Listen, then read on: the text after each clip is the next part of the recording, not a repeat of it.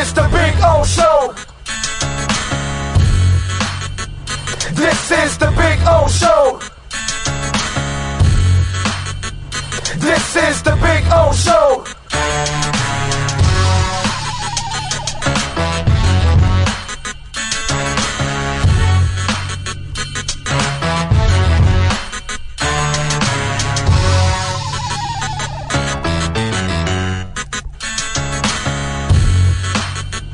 This is the Big O Show.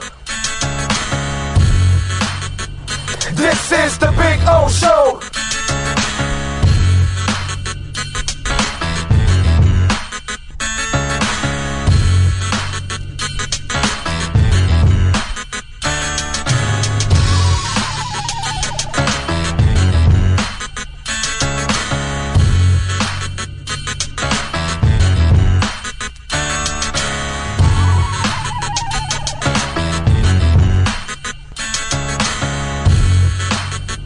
This is the Big O Show.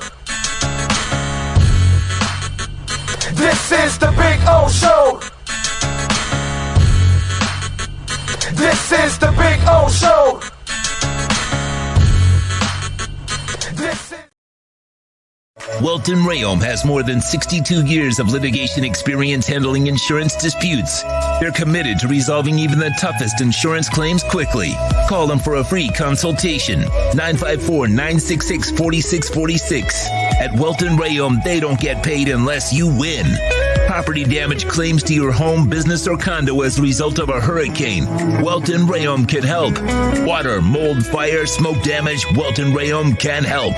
Call 954-966-4646.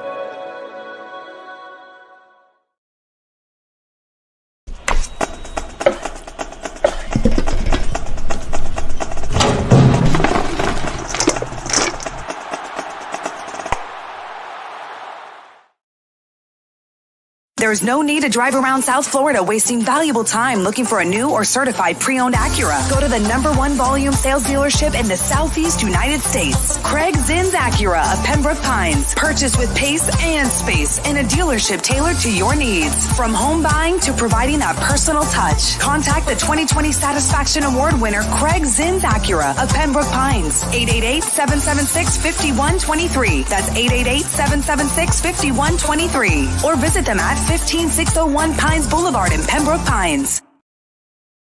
Oh, I think I know what this is. Houston, we have a package. Hello? No matter where you are, the Sloman Shield home security system guards your home. With next-gen perimeter protection, 24/7 monitoring, and interior motion sensing. And right now, get a free Sloman Shield security system and doorbell camera, all professionally installed, for free. Shield your world, the Sloman Shield. If you're a Miami sports fan, then there's only one store to go to, and that's Caneswear at Miami Fanwear in Davie. They're your one-stop shop for all your inner Miami CF, Canes, Dolphins, Panthers, and Marlins merchandise. They have hats, t-shirts, game day jerseys, and so much more. Located at 2511 South University Drive in Davie, and open 24/7 online at caneswear.com or innermiamiwear.com. Call them at 954-835-5597. Caneswear, the spot where Inner Miami and all Miami sports fans shop. When you move, you need a reliable company led by passionate folks, eager to assist its customers during a transitional process that needs to be smooth. Call Essential Moving Experts at 844-368-5750 for all your local and long-distance moving needs. You can rely on Essential Moving Experts. Mention the Big O Show and get $150 off. Family owned and operated, they offer free 30-day storage, full-service moving, fully licensed, bonded, and insured. Moving was never so easy. EssentialMovingExperts.com. For over 16 years, EJDConstruction.com has provided South Florida residents quality craftsmanship, accurate project management, and exceptional service. That's why EJDConstruction.com is an A-rated member of Angie's List and the Better Business Bureau. When you're looking for the right custom home builder for additions or home remodeling, please call my friend Eric at 305-433-4843. That's 305-433-4843 for EJDConstruction.com. Welcome to Red Light Therapy, a revolutionary technology perfected by NASA to aid in muscle strengthening and recovery. Red and infrared light has the capacity to penetrate deep into the cell's mitochondria, potentially leading to increased energy, faster recovery, and the optimal performance your body demands. Train, fight, recover.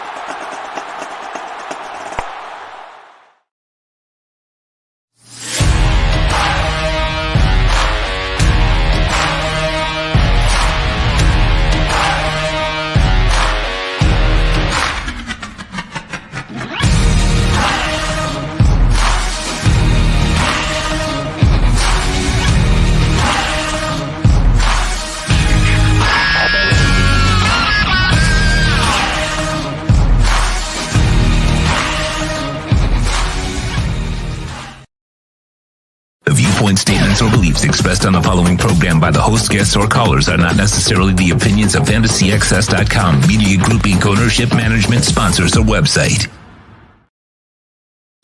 When it comes to South Florida sports teams, very few in the media have witnessed, lived, and covered it like the Big O.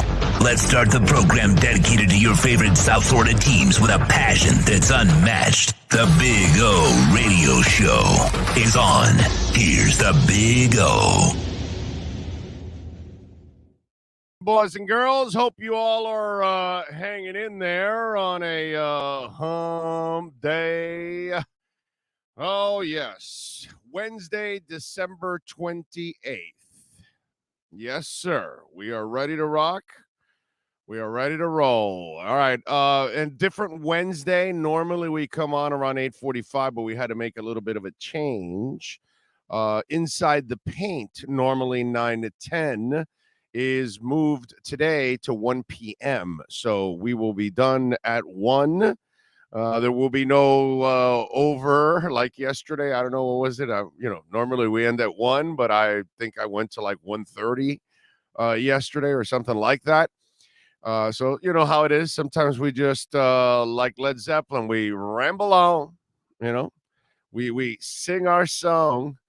That's just the way it is here on the show. So sometimes we ramble. Today we will not get to ramble. Today we will end at right around 12:59, and then we will hand it off to Ira and to Kurt, and they will do their hour of Miami Heat and NBA talk. And let's hope that the Heat can get it done. What do you guys think? Does LeBron play tonight or not? What's those of you already on the chat board? Don't forget to smash the hell out of the like button already. Does he play yes or no versus the Heat tonight after playing, 31 minutes last night? Yeah, 31 minutes last night and 28 points. Does LeBron play yes or no? I think he doesn't play, personally. It's kind of the way he's done things here in South Florida when he comes, and it's a back-to-back night. There's no Anthony Davis, all that stuff. So I just kind of get the feeling that he's not going to play for the Lakers, and the Lakers are having just an absolutely horrible season. So we'll get into that too on the show. So we will find out. Appreciate all of you as always. I see John Santos was the first one in. There he is. All right. He says, I guess I'm first on the chat board. That's big. When you can beat guys like Jamie Zorrilla and Brian Walters and some of the guys, Steve Chapman, who's on, early in all of this. That's impressive there. It's always impressive when somebody beats some of the regulars at number one into the chat board there. So thank you, Santos. Zaria is in, and Zaria, is like, he's a little extra special because he's in San Jose. You know what I'm saying? So he's 3 hours before us. That's impressive. So Jamie, we love you as always in there. I see Brian, I see Omar, I see True Fin Fan. A lot of the hardcore Cap for Life. Timothy Eason, like it. JJ, Alex Palenzuela, Ian from Brooklyn. Love it, man. Love it. Appreciate all of you out there as always. Rapid Recovery is there. All right. We will have the redrecover.com inside the paint show.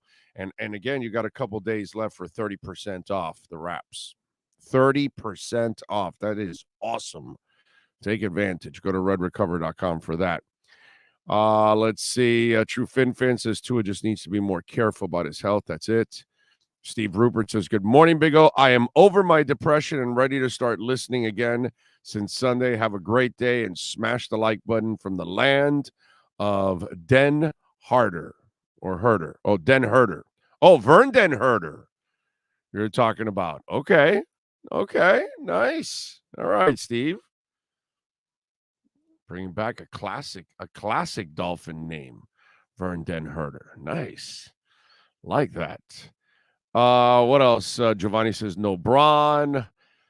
True Fin Fan thinks yes, but a lot of you say no. I see. I'm at the point now that I just want Tua to retire. Now, look, first of all, he needs to do whatever he feels he has to do. Okay? We can't tell him how to live his life. You know what I mean? Tom Cruise does all kinds of crazy shit at his age. He's, on the side of airplanes and helicopters and jumping out of them and on the side of buildings and doing all kinds of crazy stunts from one building to another, jumping and breaking his leg and then continuing to run after he broke his leg. Tom Cruise does all kinds of crazy shit. He learned how to hold his breath for I think 6 minutes. Crazy shit. So I'm not that he needs to retire. No, he needs to take care of himself. But if he wants to retire, then so be it. Then that's fine. But if he wants to continue to play, I have no problem with that either. And listen, man, it's pretty simple. We've kind of talked about it, okay? It's up to Tua now. It's up to Tua. Stop effing around, dude. Play the game the way you have to play it. Not the way your fantasy wants to play it. Because you can't do things other guys can. Just like Bob Greasy could not do things other guys can. You have to understand your limitations. Drew Brees understood his limitations. He wasn't going to be flinging it and slinging it and all over the place like some, big-time quarterback. He wasn't going to be able to run around like other quarterbacks. He knew his place. And he could play the game at an incredibly high level, just like Tua could do the same thing. But it's up to Tua to stop effing around. He brings this all on himself because he refuses to play the game the way he has to play it. So it's pretty simple. It's up to him. Does he want to have a career or not? That's it. Do you want to have a career? Great. You can't play like Mahomes. Do you want to have a career? You can't play like Russell Wilson. You can't play like Josh Allen. And that's it. And Mike McDaniel, God damn it, dude. Go make a 7,000 play tape of Dan Marino throwing the ball away. Not a 700, a 7,000 tape. That way Tua can see it for the rest of his career, since he only got to 90 on the 700 play. You know, Tua should watch, like, I don't know, 20, 30, 40 throws every week from Dan Marino throwing it out of bounds, hitting people in the stadium, his teammates on the sidelines trying to catch the errant ball. You know, all those kind of things. They should show him the tape, because it's like well over 7,000 throws. It's up to you, dude. That's all. It's up to you. I want him to get healthy. I want him to be happy with himself. But you know, his problem is he's trying to please all of you. Oh, no, he can't throw deep. Oh, I'll show you. Well, he can't be durable enough. Oh, I'll show you. And he hears all this shit. And then he thinks he has to do this in order. He doesn't have to prove to anybody he's tough. He already proved it with the hip injury. That's all I need to know you're tough as nails. I know he's tough. Like I told you, he's just like my what? My Yorkie. My Yorkie is the toughest dog I have ever had in my life. He's the most fearless dog I have ever had in my life. But he, you know, he's kind of stupid in that sense, because he thinks he can actually take on an elephant. And, you know, my Yorkie quarterback has got to learn that he can't take on the elephant. You can be a great dog. Just know your place. Just bark. Tell me when somebody's coming. We'll take care of the rest. We got a couple of other big dogs, and myself and I, we'll handle the rest. You stay in the back. No, he'll go right in front of all of us, you know, and get killed. And that's Tua Tagovailoa. And Tua Tagovailoa has to understand who the hell he is. That's really what it's all about. Understand who the hell you are, so you could go out there and play and excel. That's really what it's all about for Tua Tagovailoa. We're going to find out, because we had this same conversation 2 months ago. I told you around the same kind of things. And that's it, man. We're in a fork in the road. And the smart thing, by the way, to do is not to play him these next 2 weeks, because you cannot afford another concussion, because that's how he ends up getting out of football. Because if you get too many, that's it. You get easily. Eric Lindros could get easily concussed. Jordan Reed could get easily concussed. Steve Young can get easily concussed. I've seen this story before with other players. I've watched it already happen. As they build up, it becomes easier and more accessible to them. And I've watched other players suffer the same fate. So the one thing you got to do now, if you're the Dolphins and you're Tua, I hate to say it, is you got to rest him the next 2 weeks. He needs the offseason. He needs several months to get away from football, get away from hits, get away from his brain getting,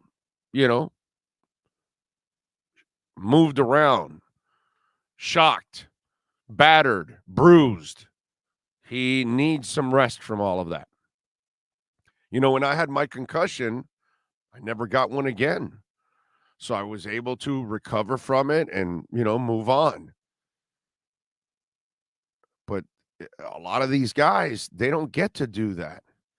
And trauma after trauma after trauma is not a good thing. And they must know something, these brain doctors, because they're the ones that tell you that it becomes worse as they mount. They're the ones that tell you you have to have a certain amount of time to recover from all of this. And maybe he hasn't had enough time from the first couple of what's it called, concussions, because now you look at this one and it's affected him. It looks like it's affected him more than the other ones, actually. And maybe that's because it's the third one. Now, I'm just saying, it makes no sense, unfortunately, to play him over the next 2 weeks. I'm not saying he should quit, but I am saying he needs to kind of reset.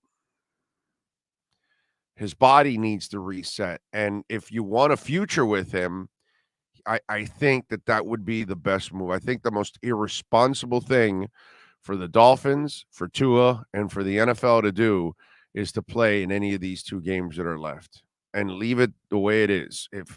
If Teddy can get you in, then God bless Teddy and the Dolphins. They got in. And if he can't get you in, then so be it. You move on. But I think that's the way it needs to be handled.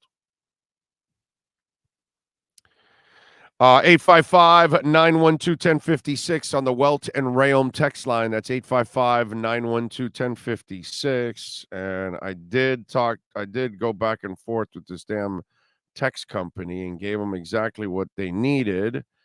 And you know what? I haven't even checked this morning if they've lifted this thing. Oh, it's still there. You know what? Don't worry about the text line right now, the Welton Realm text line. I'm just at my, the only reason I haven't canceled with these assholes is because then I have to get another company and switch numbers, and that's the only reason why I haven't canceled with these idiots and get another text line and get another company, because there are other companies. I mean, this is just ridiculous.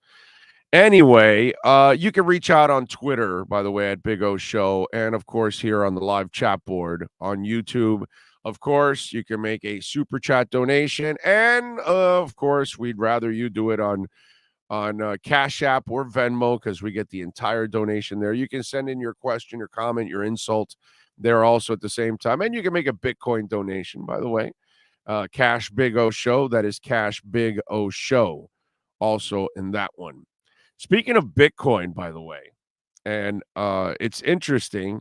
Again, not a financial advisor, never have been, never will be, none of that. But I saw this. This is amazing. Like, this is great stuff.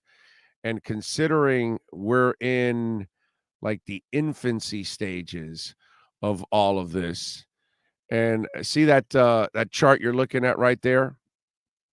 This is pretty freaking impressive. So back in 2000 and almost 12, right? Just before 2012, because Bitcoin started in 2008.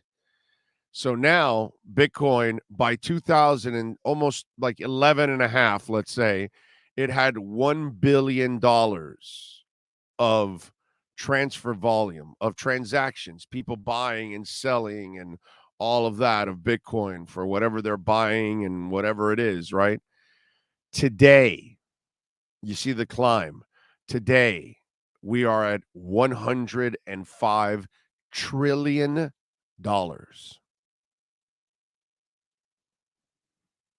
And you see, it's only going up. I mean, in 2017, they hit their first trillion. It started in 2008 at zero, worth 1 penny, zero, whatever. It's worth 17,000 now.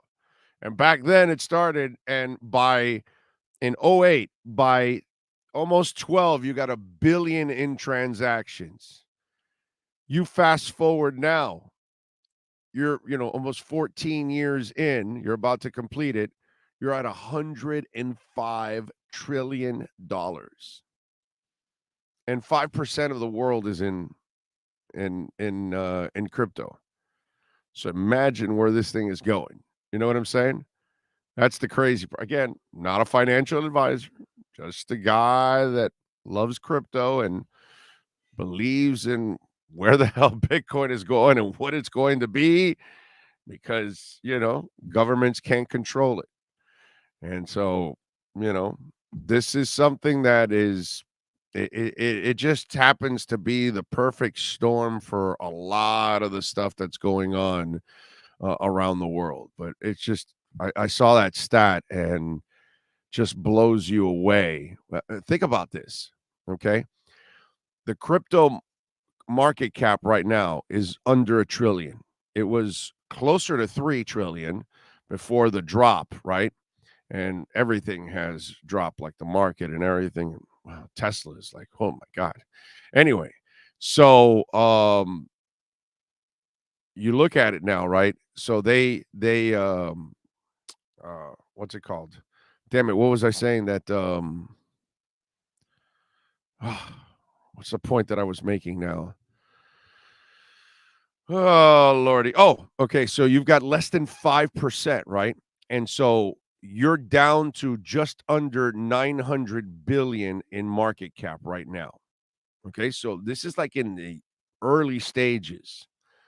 Apple's market cap, just Apple, is 2.3 trillion. So it shows you where the amount of growth that is coming for this. But and like Brazil now is about to they have already approved it to be legal tender. So it's going to be the dollar and Bitcoin that people are going to start using there as their cash. And you're going to see more and more countries adopt Bitcoin as their currency. And that 105 trillion, I would not be surprised if next year I show you this same graph and we're double of that. And we go to 200 trillion. I wouldn't even be surprised if that happens, because you were at 10 trillion in 2020. 2 years later, you go from 10 trillion to 105 trillion. Shit. It's all good in the hood, as they say. All good in the hood. But don't believe. That's all fine. Let me accumulate while it's low. Big O, could Tua possibly be acting and staging this in order to rest and light this mofo up in the playoffs? Man, I got to tell you something. We have entered the era of conspiracy theories, and I got to tell you, man, wow, it is the level of ridiculousness. I don't even know if that's a word, or just ignorance or stupidity. And, from, the election was rigged to Tom Hanks is eating babies in Hollywood, and, Tua trying to rig this or whatever. It really is amazing to me, how what we've become in this world. I know a guy that doesn't believe we're in space, doesn't believe that we landed on the moon, doesn't believe we have a space station, doesn't believe that Amazon and everybody else and Tesla and everybody else is flying in space. He thinks it's a big movie for everybody, just to fool everybody. It just, they're just, I got to tell you, man, it's amazing to me to watch the level of just stupidity that's out there.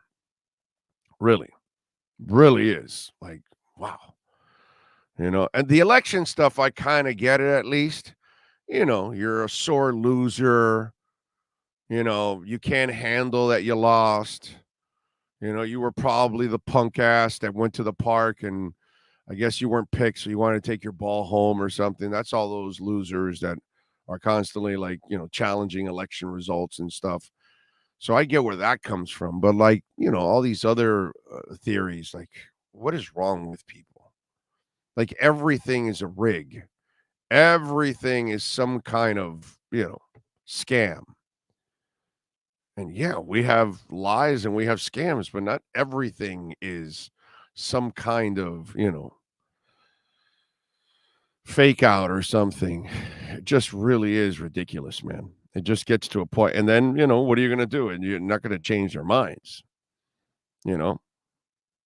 I mean, there's still a bunch of you walking around thinking that the election was rigged. Like, somebody lies to you and you're that stupid to believe it.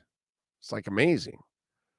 Really. And there's zero proof. And that's the best part of today's world, that all it is about making accusations with zero proof. Like that miserable bitch, Carrie Lake, or whatever the hell her name is. Carrie, whatever the hell her name is, that lost. It's just like, it's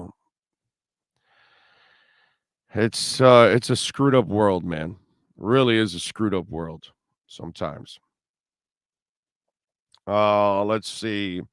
The Democrats challenge election results. There's a difference, moron. We actually hear the guy. He's the one that's rigging elections. He's the one that's on the phone trying to get 12,000 votes. Okay? That's proof. Okay? That's the difference. And nobody has stuck with it like this loser Trump. So if you want to be a loser too and defend Trump, that's your effing problem, bro. By this time, if you're still defending that racist, that anti-Semite, that liar, that cheater, I mean, come on, bro. Seriously. Can you embarrass yourself anymore there, Tony? Really? Can you embarrass yourself any more than that? That's pretty embarrassing, bro. Okay? There's nothing like that loser and that cheater and that liar. Okay? Please. Don't ever compare that piece of crap to anything in politics. Anything. Okay?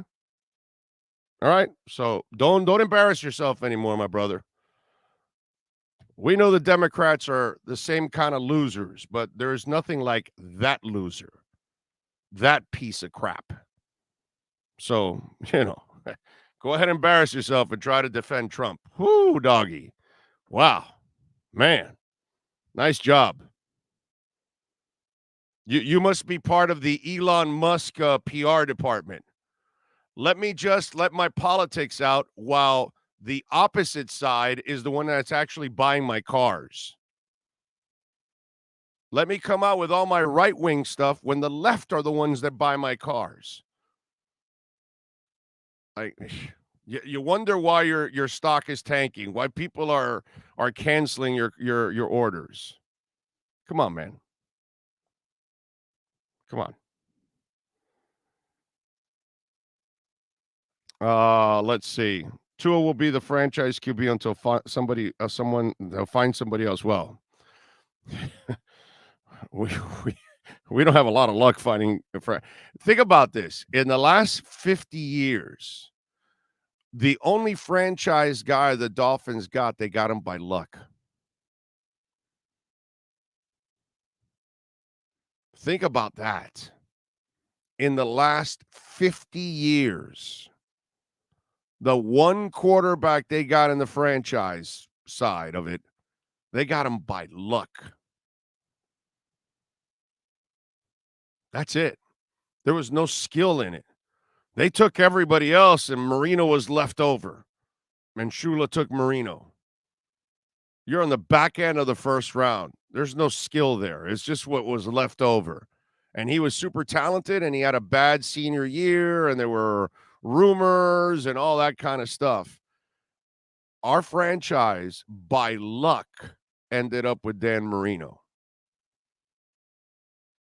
That's how screwed up it is. So that's why I laugh when people are so easy to get rid of Tua, when, I want him to wake up. I want him to figure this thing out, because they haven't had anybody. The strange part about this whole Tua thing is that Miami found their quarterback. They found a guy that can really win and can sling the ball around. But the problem is that he can't stay healthy. So finally, they find a guy that can actually throw the ball around. He can play this position at a very high level, but unfortunately, his body doesn't hold up.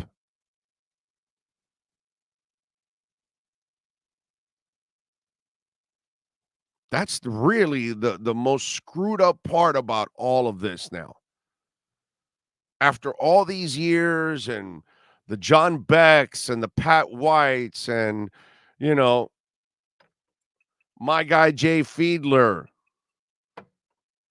And I know he wasn't the answer, but he wasn't terrible, but whatever. Chad Pennington put together with Scotch Tape, Ray Lucas, you name it. I mean, do I have to go Tannehill? Do I have to go through all the names? AJ Feely and Cutler and Farad and all this crap that you've gone through. You finally got a guy that is better than all of those people that you've had combined. You finally have a guy that can actually throw the ball. And the dude can't stay healthy.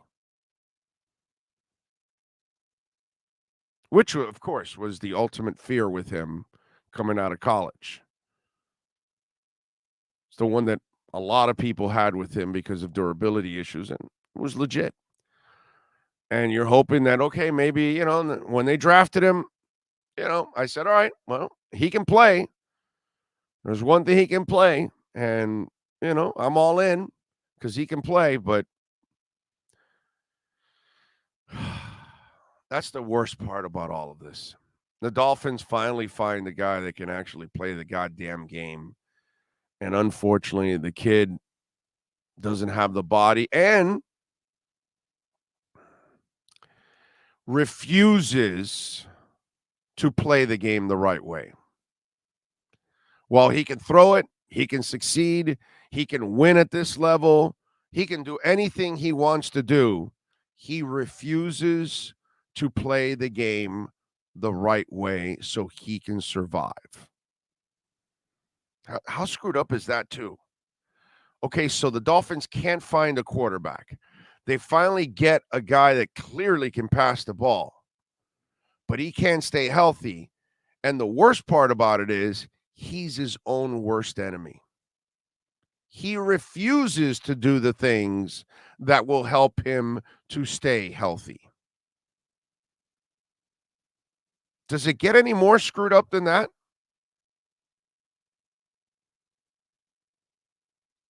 I don't know. I can't see how it gets more screwed up than that. That's frustrating, man. Absolutely frustrating. I just hope that Teddy Bridgewater can lead him to a victory this weekend, and I can light a victory cigar, a Perdomo cigar. By the way, have you been to the factory there in Miami Lakes, right? I think, yeah, it's in Miami Lakes because you have Miami Gardens right there, but it's Miami Lakes, 5150 Northwest 167th Street, right off of the Palmetto and 57th Avenue. You'll see that big old building and a big old sign that says Perdomo Cigars. And whether you're seeking the 20th anniversary, Connecticut, sun-grown Maduro. By the way, in the 20th anniversary, a 93 rating from Cigar Journal for the Connecticut. For the Maduro, which is my favorite, 94 rating, which is just absolutely awesome.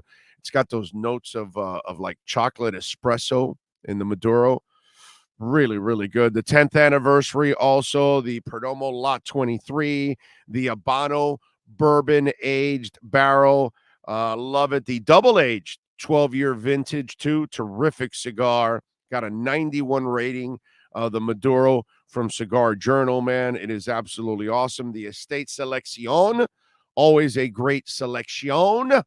So get on down to your nearest cigar shop or bar anywhere in the world. Ask for it by name, Perdomo. They got a great line. Try the champagne. I mean, there's so many different cigars from Perdomo Cigars. I want you to go check it out. The construction is as consistent as it gets. The draw is strong from beginning to end. And the flavor also never wanes. Always great flavor from beginning to end. Get a perdomocigar.com. Go to the website or go over to the factory in Miami Lakes. They've got a big old lounge, a big old humidor. You can buy cigars there. You can hang out. Nick Perdomo a lot of times is there. You can meet the man. You can meet the star, the man that created Perdomo Cigars. and even take a picture with them. Nick Jr. usually is around there. Maybe you'll run into Billy. Arthur's out there. Arthur Kemper's a good dude. Great people out there, man, at Perdomo Cigars. Known them for a long, long time and great sponsors of our program. So let's hope I can light up a victory cigar on Sunday. All right, what else do we have going on? Remember, if your business wants to be a part of our platform, all you got to do is reach out to our business line, 786-754-4664. That's 786-754-4664. And don't forget, as Tiger Shark Tony says, hit that like button, baby. That's what it is. Hit that like button. Big O, you said this is the year to judge what Tua is, and you also said after the concussion, if he gets injured again, that's it. Yeah. It's yeah, we're pretty much close to over. Yeah, we are. Yeah. Yeah, I just told you. He refuses to learn. I mean, I kind of remember a couple months back after I saw that video of him in high school that he refuses to learn how to slide and avoid hits and all that. And that was kind of a depressing moment for me. Remember I told you that? Because I know this kid can play. The bad part about it is the thing that's always terrified me about him is his lack of durability. But his ignorance is even worse than his durability. I told you 2 months ago, Thomas. I told you he won't even have a 7-year career if he continues at this pace. I'm not changing. I don't waffle. I tell you what I feel always. Okay?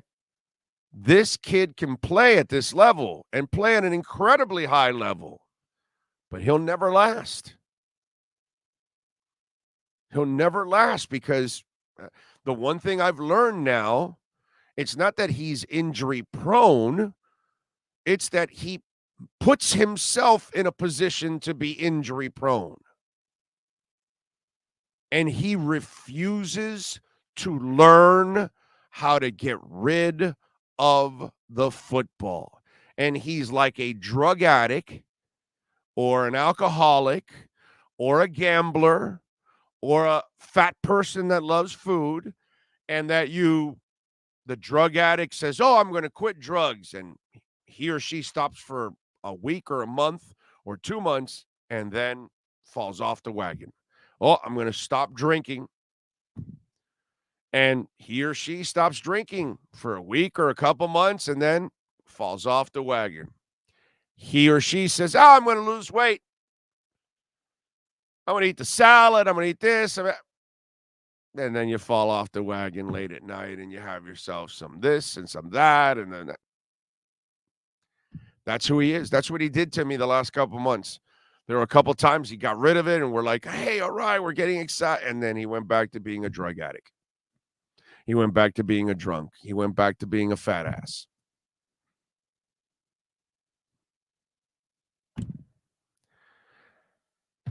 So, what can I tell you? I can't tell you anything that I haven't told you already about Tua Tagovailoa. It's up to him. And he refuses to learn. And if he refuses to learn, you at least can bring him back next year. And he lost out on a big contract. I'll give you can I give you a slight positive to all of this for the Dolphins? Just like a tiny, tiny, ridiculous, silly positive that I'm going to give you. Tua screwed up his long-term contract. Tua screwed up a whole bunch of guaranteed money.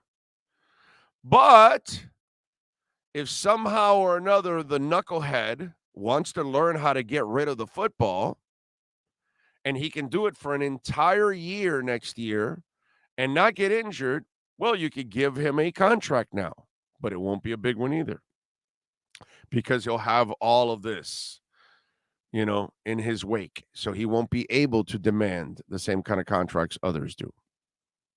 So if he would have stayed away from it already and finished balling out this year and balls out next year, you would have had to pay him a whole lot of money. Now you've kind of saved yourself from paying him a whole lot of money and a whole lot of guarantees because, unfortunately, your injury history now hurts your value and hurts your guarantees because it's all there. It's all documented. You can't play a season. You can't be counted on to play a season. So it's up to him.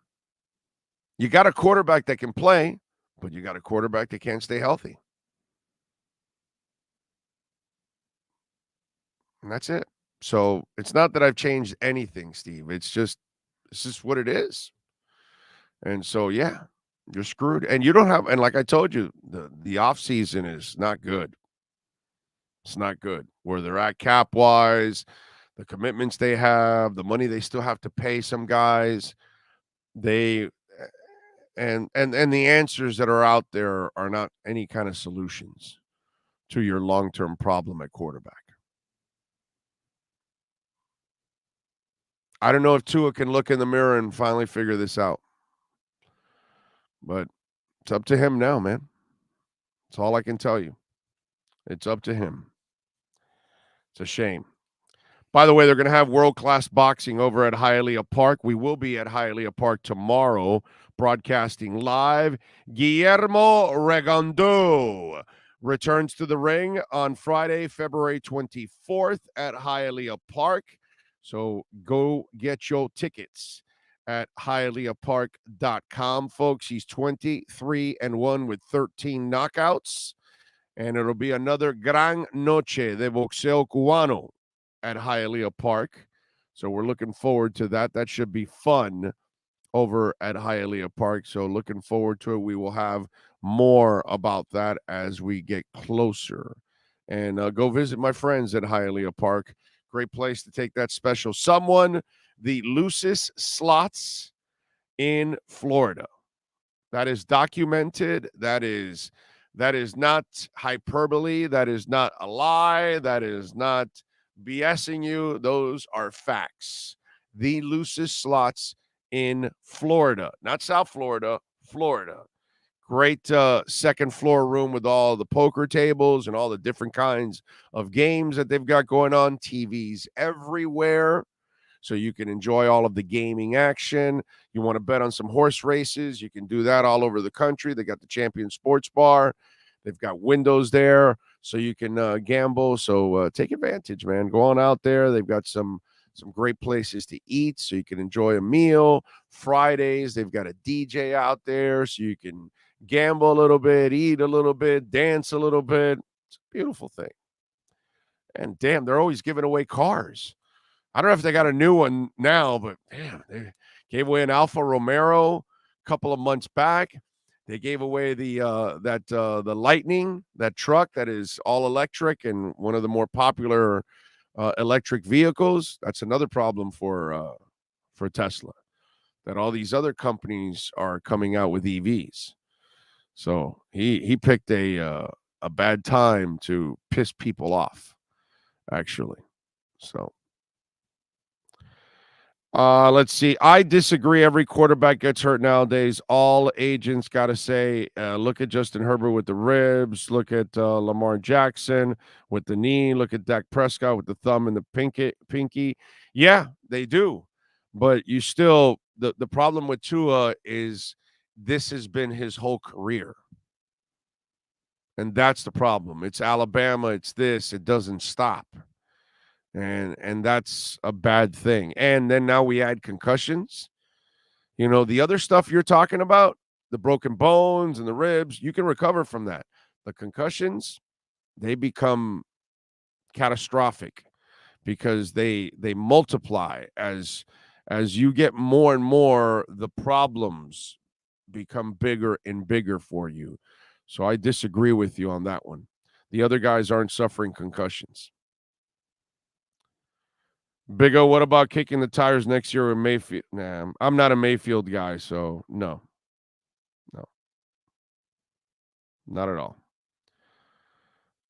Big O, this is a life-changing contract extension for Tua. It's the ultimate prize that no past or present injury or injury history is going to deviate Tua from acquiring that pot at the end of the rainbow.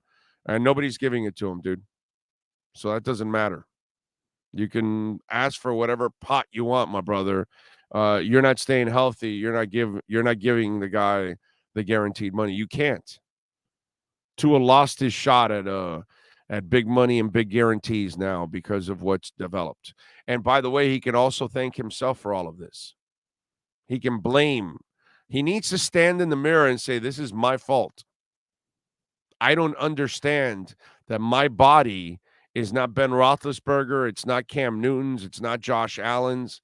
I can't take a beating. I can't put myself in these situations, yet I continue to do it. So he can own, just like the New York kid, the MILF man, he can blame himself for being a punk. That's his fault. Baker Mayfield can blame himself for being an idiot at times too. You know, a lot of these guys, they bring it upon themselves for one reason or another, whether you're a knucklehead for one reason or another. And make no mistakes, Tua Tagovailoa is acting like a knucklehead here. Like, you don't learn after the first ankle injury. You don't learn after the second ankle injury. You don't learn after dislocating your hip and almost losing your career.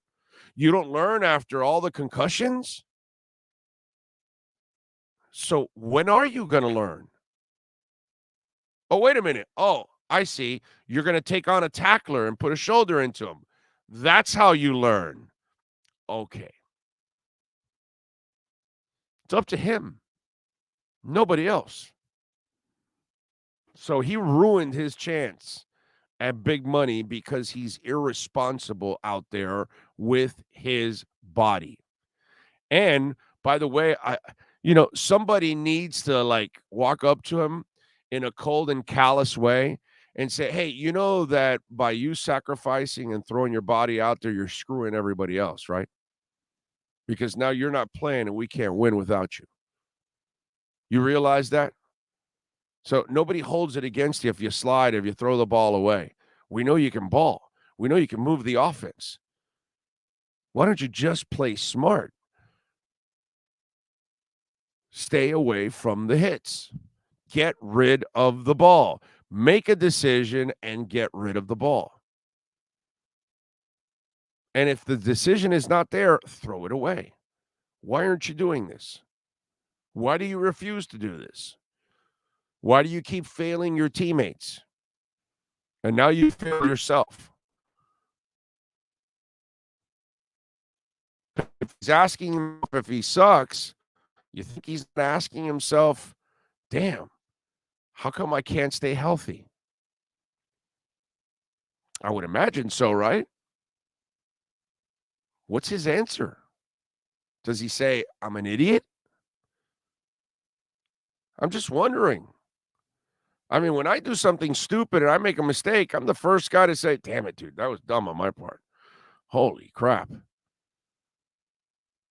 Let me try not to ever do that again. Let me remember not to do that. Let me, you try to learn from that moment. And I never see Tua learn, bro. I never see Tua learn. It doesn't end. So it's up to him. Richard Ray, thank you for the love on the super chat. Big O, finding a different, better quarterback is going to be tough. Yeah, it's going to be near impossible. Our offense needs to be centered around a dominant running game and not pass game. Well, no, not really. You got to have a pass. You got to pass in this league, bro. There's a reason why Lamar Jackson pees in his pants every time he does make the playoffs, because he can't pass, because that offense can't get it done, and all you have to do is stop the run. So you got to be able to pass in this league. Okay? You can't be just a run-oriented offense, because Derrick Henry gets figured out in the playoffs, stack the box, force the quarterback to beat us. Can't beat us. It's the same thing. Two different kinds of running games, right? Quarterback-driven running game, shut it down, quarterback can't beat you. running-oriented offense, shut it down, quarterback can't beat you. Same shit. Two different ways, same results. Stop the run. Put the game in that guy's arm, and he can't beat you. That's what goes on, man. Unfortunately. So it can't.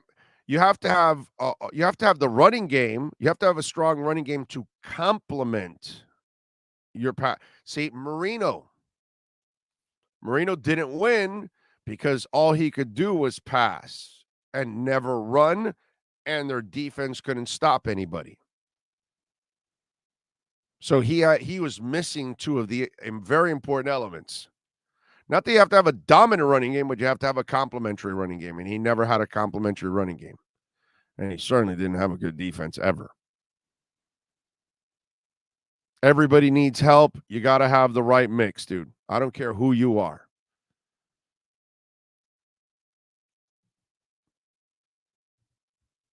Let's see what else. And Richard, thank you for the super chat. Remember, you can also send a donation through Cash App or Venmo at Cash Big O Show. That is Cash Big O Show. Knight says, and thank you for the super chat, Knight.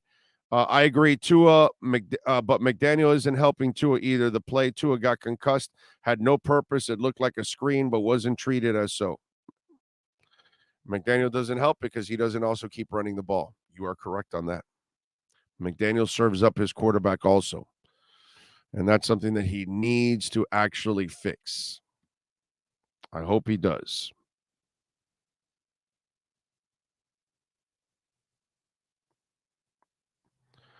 All right, let's see what we got going on here. By the way, what's going on with the markets? What's the latest here with the markets? Not good, huh? The S&P is down about a quarter. NASDAQ down about a quarter. So, yeah, not good. The markets were opening up a little bit in green, slightly, and then, boom, turned to the red. Tesla's up, by the way. It's barely up. It's up 1.5%. It's up to $110. You almost wonder if it might be a good move to buy Tesla when it gets under 100, because it's gonna get under. That thing is headed downward in a big time way, man. That one is screwed up. What else do we have going on the chat board here? Andres says, I think we are getting ahead of ourselves. Let's just wait for the medical conclusion. Tua has not been so reckless as before. I think he is learning. He ain't learning, bro. He did it a couple times in between, but he went back to his bad habits. And that's just the way it is. Remember in the same game, he fumbled because he held on to the ball, and instead of getting rid of it, he held on to it, and then the fumble was forced, and Rob Hunt grabbed the ball, and he almost gets injured there. He's not learning, dude. Let's not make excuses for him either, okay? I'm a big Tua fan. Love the kid. I think he can play in this game. I've never doubted that. My only doubt was that his injury history was the thing to take the gamble on. That was the problem with me when with him coming out of college, was his injury history. That's the thing that scared the hell out of me with Tua.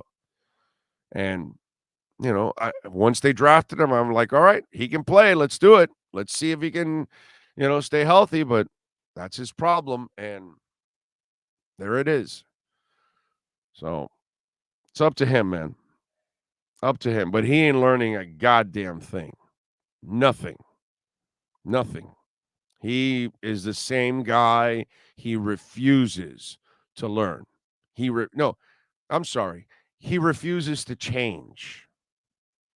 Let's phrase this the right way. It's not about learning. He refuses to change.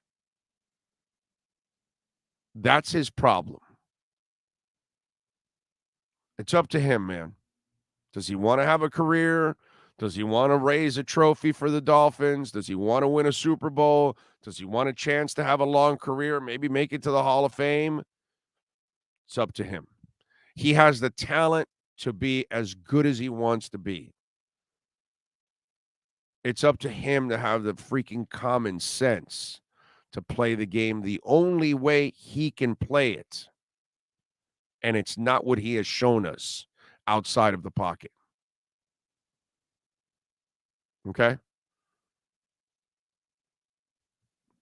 Can't wait to talk to Marcel off script. Mr. Off script there.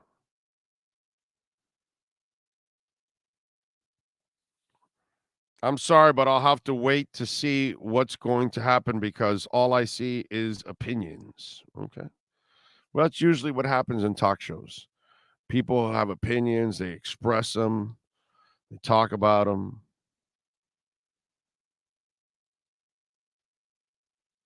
So we'll see. Off script is actually a metric these days. Yeah, I know it is. But that's not who he is, which I keep trying to explain that to Marcel, that's not who he is. To Extreme says, yep, but when Tua had us winning, no one complaining about Jack. Now he's not the QB. He doesn't learn. He doesn't do this. He doesn't do that. No, it's not. We've been talking about this for months, To Extreme. What are you talking about? There's no flip-flopping here.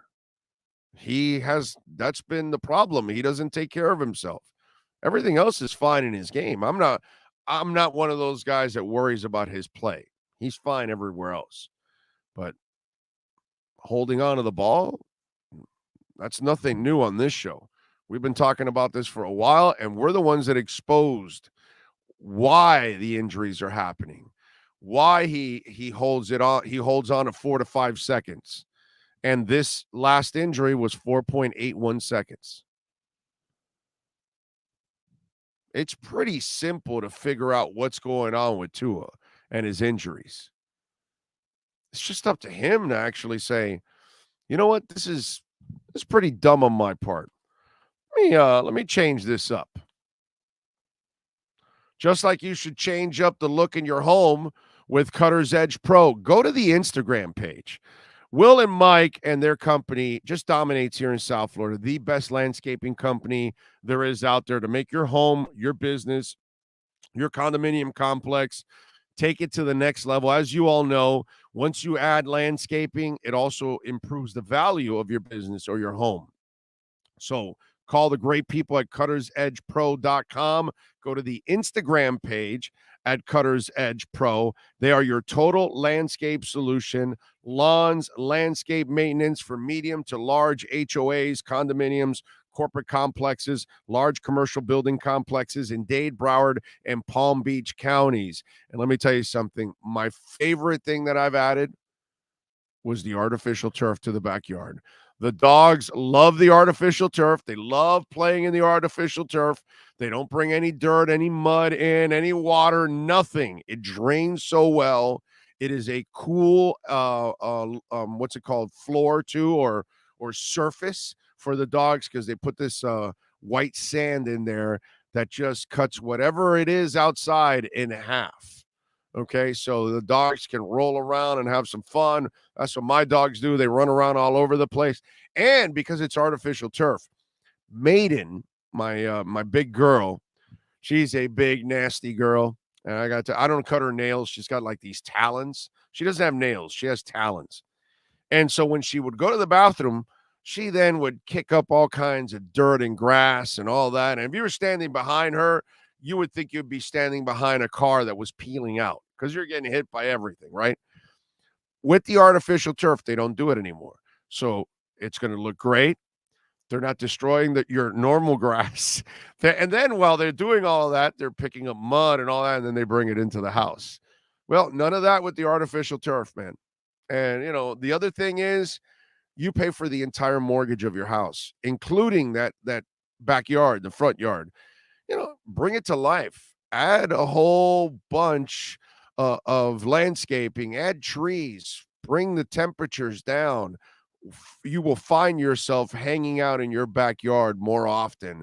That's what we're doing. In fact, that's what we're going to do this afternoon is hang out in the backyard for a little bit, hang out with the dog. So check it out, man.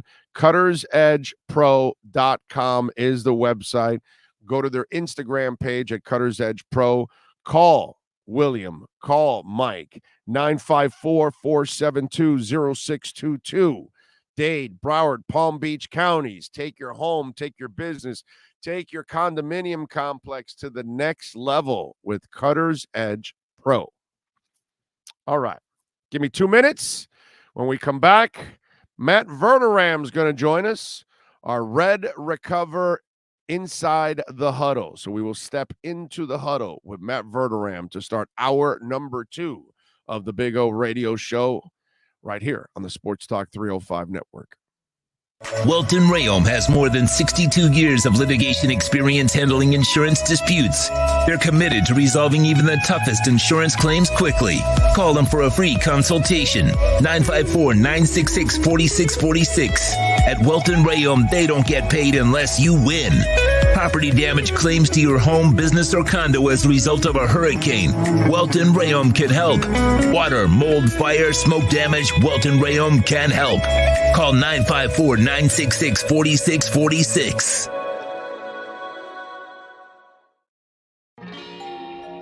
Oh, great. You have a doorbell camera. Now you have a front row seat to your house getting robbed.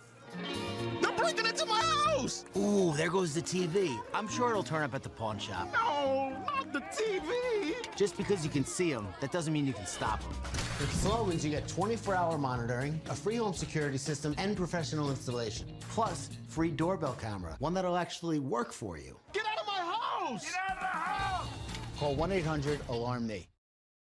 For over 16 years, EJDconstruction.com has provided South Florida residents quality craftsmanship, accurate project management, and exceptional service. That's why EJDconstruction.com is an A-rated member of Angie's List and the Better Business Bureau. When you're looking for the right custom home builder for additions or home remodeling, please call my friend Eric at 305-433-4843. That's 305-433-4843 for EJDconstruction.com. When you move, you need a reliable company led by passionate folks, eager to assist its customers during a transitional process that needs to be smooth. Call Essential Moving Experts at 844-368-5750 for all your local and long-distance moving needs. You can rely on Essential Moving Experts. Mention the Big O Show and get $150 off. Family owned and operated, they offer free 30-day storage, full-service moving, fully licensed, bonded, and insured. Moving was never so easy. EssentialMovingExperts.com. Welcome to Red Light Therapy, a revolutionary technology perfected by NASA to aid in muscle strengthening and recovery. Red and infrared light has the capacity to penetrate deep into the cell's mitochondria, potentially leading to increased energy, faster recovery, and the optimal performance your body demands. Train, fight, recover. The viewpoint, statements, or beliefs expressed on the following program by the host, guests, or callers are not necessarily the opinions of FantasyAccess.com, Media Group Inc., ownership, management, sponsors, or website. Let's huddle up with Fanside National NFL reporter Matt Verderame. The Huddle is brought to you by RedRecover.com. RedRecover.com's wraps and pads are designed to deliver maximum benefits with each treatment anywhere you go. Go to RedRecover.com to learn more about red light with videos, blog posts, and over 40 years of medical research to treat pain, inflammation, and overall well-being. Here's NFL reporter Matt Verderame. Don't forget, folks, right now you can still get 30% off for the final few days of the year on all the Red Recover wraps. Normally it's 10% with our code Big O. Right now, 30%. So if you're dealing with an old injury, an old surgery, you just had surgery and you have a scar and you want the scar to disappear, redrecover.com. Go to the website. Check out the video blogs. Check out all the regular blogs there. They explain it. We've even got the wraps for your dogs, small dogs, big dogs, for their hips. RedRecover.com, and also great for your workouts. To really maximize your workouts, you can use them before and after to alleviate that soreness and get the blood flow going too at the same time. Good morning, Matt. How are you doing, my friends? I'm sure you're doing better than we are here. I am good. How are you? We feel like shit, bro. It's not good. I mean, it's like, you got Marino by luck because they picked the 5 other guys. Right. And so Shula had him left over after a bad senior year. And then he goes on to have a Hall of Fame career. And then you go like 20-something years. You can't find a quarterback. You can't pick one. It's really difficult. Kansas City's gone through that hell in the past. And I think you found a guy that can play the game, but you found a guy that unfortunately can't stay healthy. And the worst part about it, Matt, we talked about this before when it happened earlier, 4.81 seconds for that play. And he's not Mahomes. He's not young Russell Wilson. He's not Josh Allen. He's not the guy to play off script. He has to play like Bob Greasy. He has to play like Drew Brees. He has to play like Joe Montana. Make an effing decision or get rid of the ball. Period. Earlier in that game, he held on to the ball in another instance, and he fumbled. Rob Hunt ended up getting it, and he almost could have gotten injured there too because he was kind of twisted up in the way, while he was trying to find the football. And why? Because he was hanging on to the ball. And I think that's the most frustrating part that, we pointed this out last time. Remember, I told you I gave you all the seconds for his hip injury, for his ankle injuries, for the concussion, and now the newest one. And there's no learning, my brother. There's no learning that he doesn't understand who he really is, in other words. Well, he's a guy who has the double-edged sword of he is willing to take a hit. He's certainly shown toughness in that regard, but he should show less toughness. Like at some point, show this. You're right. I mean, the ball, it's a hard thing because in one sense, you're right. You're right. I mean, the ball's got to come out. The ball's got to get out. At the same point, it's hard to get on a guy for trying to extend the play, and knowing that that's his job is to find a way to get the job done. What concerns me right now for him is that hit against the Packers. It wasn't that bad of a hit. Like it really was not. That like when he got hit in Cincinnati, it was a clean hit, but it was a hard hit. I mean, he got leveled. He got slammed. Yeah. He got leveled. That's a normal tackle. Yes. In the NFL. Yes, it is. That's the tackle that you're supposed to feel 8-10 times in a game. And guess what? That's part of the game, baby. You'll feel it in the morning. We all know that. But you're not supposed to. Here is not where you're supposed to feel it. I mean, that hit against Green Bay was not a hit that normally would concuss somebody. Now, again, his head whipped. I get it. It hit the turf. But like that, if you're a quarterback, that's going to happen. I mean, you're going to get hit like that. Now, I almost wonder seriously, and I'm planning on digging into this week. The holiday's been a little weird, but like, do you remember Mark Kelso of the Bills, safety? Of course, dude. He had the extra helmet on. Yeah, he was the great Gazoo. The great Gazoo of the NFL. You know who the great Gazoo is? Oh God, from the Flintstones. Remember? Oh yeah. Yeah, of course. Right. Yes. Thank you. I was thinking of the Jetsons. I knew it was wrong. Right. So, but like, I think it was Wallace on the Niners. I said Sapolo originally. It wasn't Sapolo. It was Wallace. Like, these guys had those concussion shells. And it really, like Mark Kelso, I've read, he's talked about it, like really extended his career for quite a long time. Pickett has it. I wonder if you're going to get to the point here, like. Kenny has it. And by the way, Kenny Pickett just came back from his second concussion. Right. He's had 2 this year. Yeah. I mean, I just wonder if you're Miami, you start looking at equipment. I mean, you start looking at, Willie Lanier who had a first ballot Hall of Fame career for the Chiefs as a linebacker in the 60s and 70s, he had that extra little bump on his helmet because he hit head first, and it helped him because he dealt with head injuries early in his career. I wonder if maybe like that's the linebacker. It's like the linebacker that wears that stuff. Yeah, the neck roll. Yeah. So nothing, bro. There's nothing wrong with Marino. Was RoboCop. Yeah. Right, he wore everything. No, I'm serious. I covered Marino's last 5 years. When he would come off the field, brother, and he'd take off his jersey, there was all kinds of flap jackets, rib cage stuff. He had this boot. You know Marino blew his Achilles, right? Yes, 93. Did you know that he never fixed it? No, actually. Did you know that? Well, No, yeah. Once he blew his Achilles, it rolled up to the back of his ankle, and then he chose to. I don't need it, and so he played.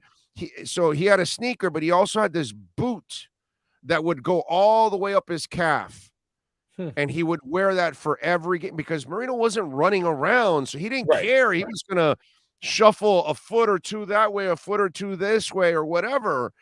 But you know what? It's like McDaniel put together a 700 play thing for Tua. They need to put together a 7,000 play of Marino throwing the ball away. Because I watched his whole career, there were at least 7,000 balls that he threw away. There's nothing wrong with throwing it away. There's nothing wrong with having the extra helmet. There's nothing wrong with having the neck thing to protect your head from going back and all that stuff. There's nothing wrong with any of this. But I don't know why he has this need to play like some kind of Josh Allen when he's not Josh Allen, bro. Well, I mean, if I were the Dolphins, I'd be looking into every single thing I possibly could find to try to not eliminate, but to give him the best odds of not getting another concussion. I mean, you're to the point now. I know this is his second time he's in the protocol. I think most people would agree this is the third concussion he's had this year. Of course. So, right. So, I don't know, obviously we haven't talked about this. Let me ask you something. Yeah, go ahead. Again, I'm not a doctor. You're not a doctor, but we've all heard this. You and I have been around this sport a lot. They tell us that every concussion you have comes easier as time goes on. Yes.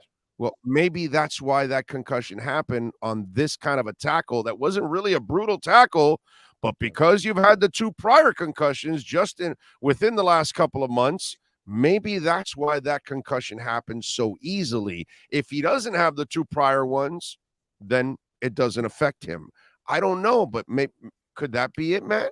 I mean, it could be, because you're right. I mean, that is the standard thought, is that if you get a concussion, the second one's easier than the first to get, and the third is easier than the second. Eric Lindros?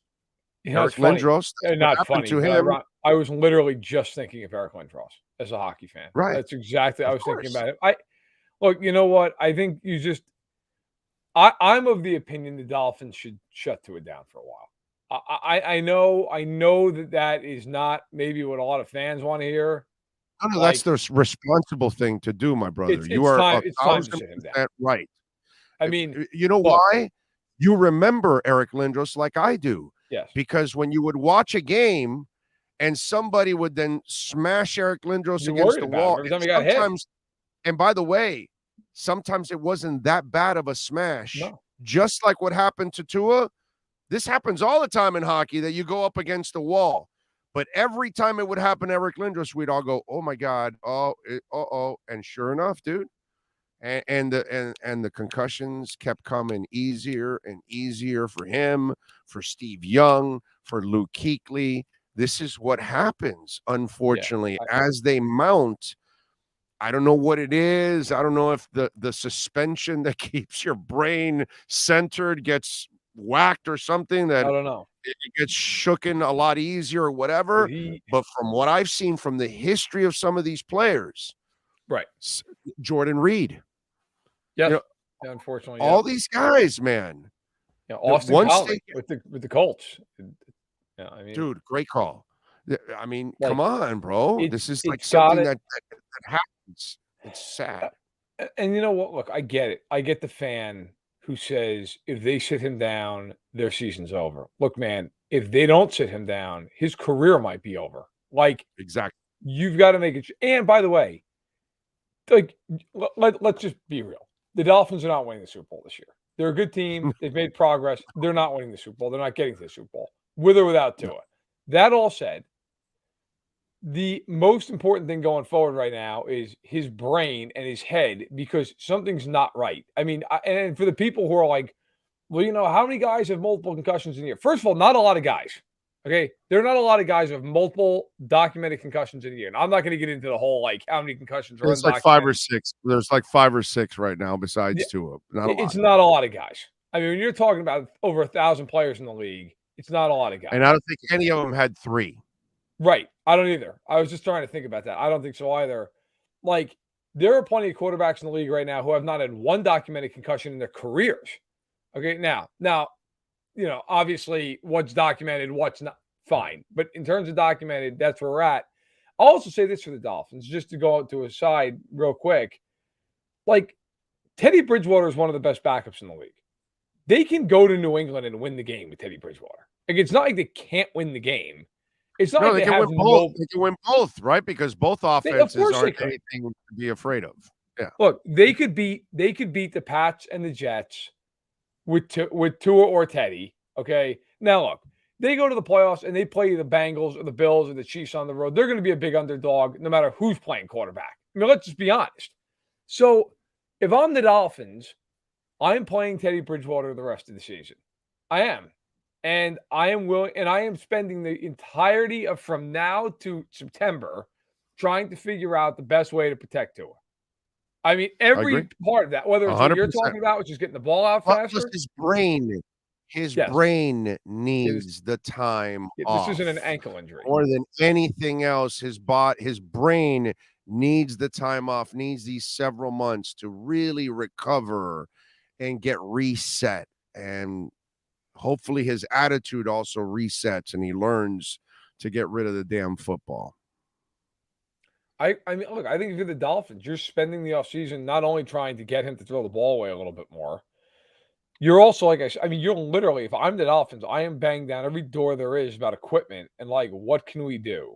Talking with doctors, talking with neurologists. Like, what do you, because this is something that obviously, I mean, I'm not breaking news here. Like, this could derail his career immediately. Like, you need to figure out what's going on.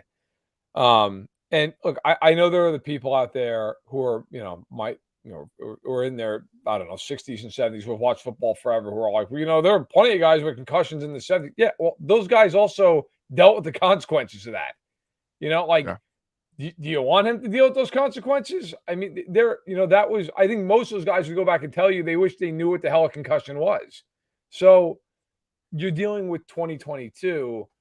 And I think for the Dolphins, like, the other part of this too is, if you go back, and I know people have broken this down, Tua was great early in the game against the Packers. After the hit that everybody thinks is the one that concussed him, he was terrible after that. I mean, he couldn't play. Like, he threw 3 of the worst interceptions you'll ever see after that. So you're not doing yourselves any good by trying to rush the guy out there and play him if he's not ready. I mean, even if you want to disregard his health and you're like, I don't care, I'm a fan. Well, did you enjoy being a fan after that hit? Because he was terrible. So I think that's also got to be factored in. Yeah, no, I'm with you, man. I'm with you. It's just a sad thing. All right. Jim Harbaugh to the Broncos. You know, that's out there. That's And the other thing I saw, whoever gets hired will run football operations. I find that to be a really dumb statement to make. That's a bad idea. Right, because only a few guys deserve to run your football. Bad idea. Now, the problem is George Patton has hired a couple of coaches and traded for Russell Wilson. Right, it's been a disaster. It's been a disaster. Well, so I almost feel like, when I'm watching that press conference with the owner and George, and I know George from his days here in Miami, and, he says he's going to be involved, but then they're going to give that person the football operations. Well, that doesn't bode well for for George Patton's future either, because whoever you hire eventually is going to want to bring in his own personnel guy too, unless George Patton is just going to become his, personnel secretary right from the get-go. Yeah, I don't understand. First of all, I've seen a lot of people say, well, they've got to keep him because he's done a good job with building the roster. Let me ask a serious question. And I'm not trying to run the guy into the ditch here, but how many players on the Broncos right now are Pro Bowl or all pro level players? Patrick Surtain and Justin Simmons. And that's the end of the list. That's the entire list. There's not one of the, they have some other players who are good players, the Cortland Suttons of the world, but nobody's going into a game going, oh my God, how are we going to stop Cortland Sutton? He's fine. He's good. He's a decent player. If he's on the Dolphins, he's a third receiver. It's fine. I don't understand why the Broncos are so hell-bent on keeping him around. But also Harbaugh's been out there. You look at some of the other guys he interviewed, maybe that didn't get jobs last year. Dan Quinn's a guy who a lot of people think is going to get another shot. Is it in Denver? Maybe. My problem with Denver right now is I think the problem everybody's going to have with Denver, which is if you're Harbaugh, who's getting paid a fortune to coach at Michigan, you're finally over that Ohio State hurdle, right? You finally started to handle that. You're going to now leave to go coach the Broncos, who are absolutely screwed for the next 3 years if Russell Wilson doesn't become a top 10 quarterback. There's no way around that. If he doesn't rapidly return to who he once was, you're done. I don't care who you are. You could be Vince Lombardi. You're not winning with that team. That team is not good around him. He's terrible. You're in a division with Mahomes and Herbert. I don't get why Harbaugh would go. I get it for a guy like Quinn who says, hey, look, it's a second opportunity. I got to strike while the iron's hot, all that stuff. Jim Harbaugh, why? You could just wait for another job next year or another job. The only reason I think Jim would leave is because he's on a high now. And, he might go back to the abyss again and start losing to Ohio State a whole bunch of times. I get it. And so now he gets to leave on a high note and all that good stuff. But I wouldn't make the move. I got to say, I'm with you on that one. It's the worst situation in football. Yeah. It's the worst. That and the Cardinals, you could, if I'm a coach with any options, there's no way. There's no way I'm going to either one of those two places. Well, no, and God, and that kid doesn't look like he wants to do whatever the hell he wants to do. That's a real, at least with Russell, it looks like he'll at least try to be coachable. You know what I'm saying? Right. At least he'll try to work with you. But again, have the wheels fallen off? Is he too old already at this point? Because you never know when that's going to happen. Has that happened with Kyler? Oh my God, that I don't know if you're going to be able to reach that. You know what I mean? Because at least Russell brings a level of maturity that you don't see from Kyler. But that is definitely. That's a rough situation. I'll also say too, Denver with Walton owning the team now, they have pockets as deep as the ocean. They will spend money. Bidwell is not exactly known for spending a fortune. Right. So you're walking into a team that, financially, are they going to actually spend the money to win? I have no idea. Spanos doesn't have the money either. So you are, and so that's one of the questions you have. So which situation's worse? I don't know. I think they're both terrible. I wouldn't go to either one of these two teams. But with Kyler, it's I'm trying to how I can word this. When he signed that contract this offseason, and then of course it came out a day or two later, this homework clause that everybody went crazy over. I was actually coming back from vacation. I was texting with a whole bunch of people in the league. Have you ever heard of something like this? And the universal, literally every single person that responded to me, no, I've never heard of something like this. I'm not surprised they gave it to Kyler Murray. That was the universal response. Not one person was like, I'm shocked that Kyler Murray had a homework clause in his contract. Nobody, not one person out of probably 20 said anything about I thought Kyler was a much harder worker than that. It was illuminating to me because I'm not around them every day. And so you text those people who are, in the know, and it was not surprised it's in there. Okay. And now of course also he's hurt. So Is he, how much of the next year is he going to play with a torn ACL? It's those two situations. If I'm a coach with any options, there's no way I wouldn't go anywhere near him. No, you're better off going to a place that may have a high draft pick or something. Yeah, go Seattle. If Pete Carroll would leave, like, okay, go to Seattle. They've got Denver's pick, and you could get by with Geno for one more year, develop the young guy, all that, that kind of situation, which obviously I know Pete Carroll's he's probably not going to leave till he's 162. But, you would have to go to a place like that. The Denver and the Arizona spots you're buried. You're buried because of those quarterback situations. Speaking of quarterback situations, I know that he still has to do it in the playoffs, but he doesn't necessarily have a lot of those signature moments.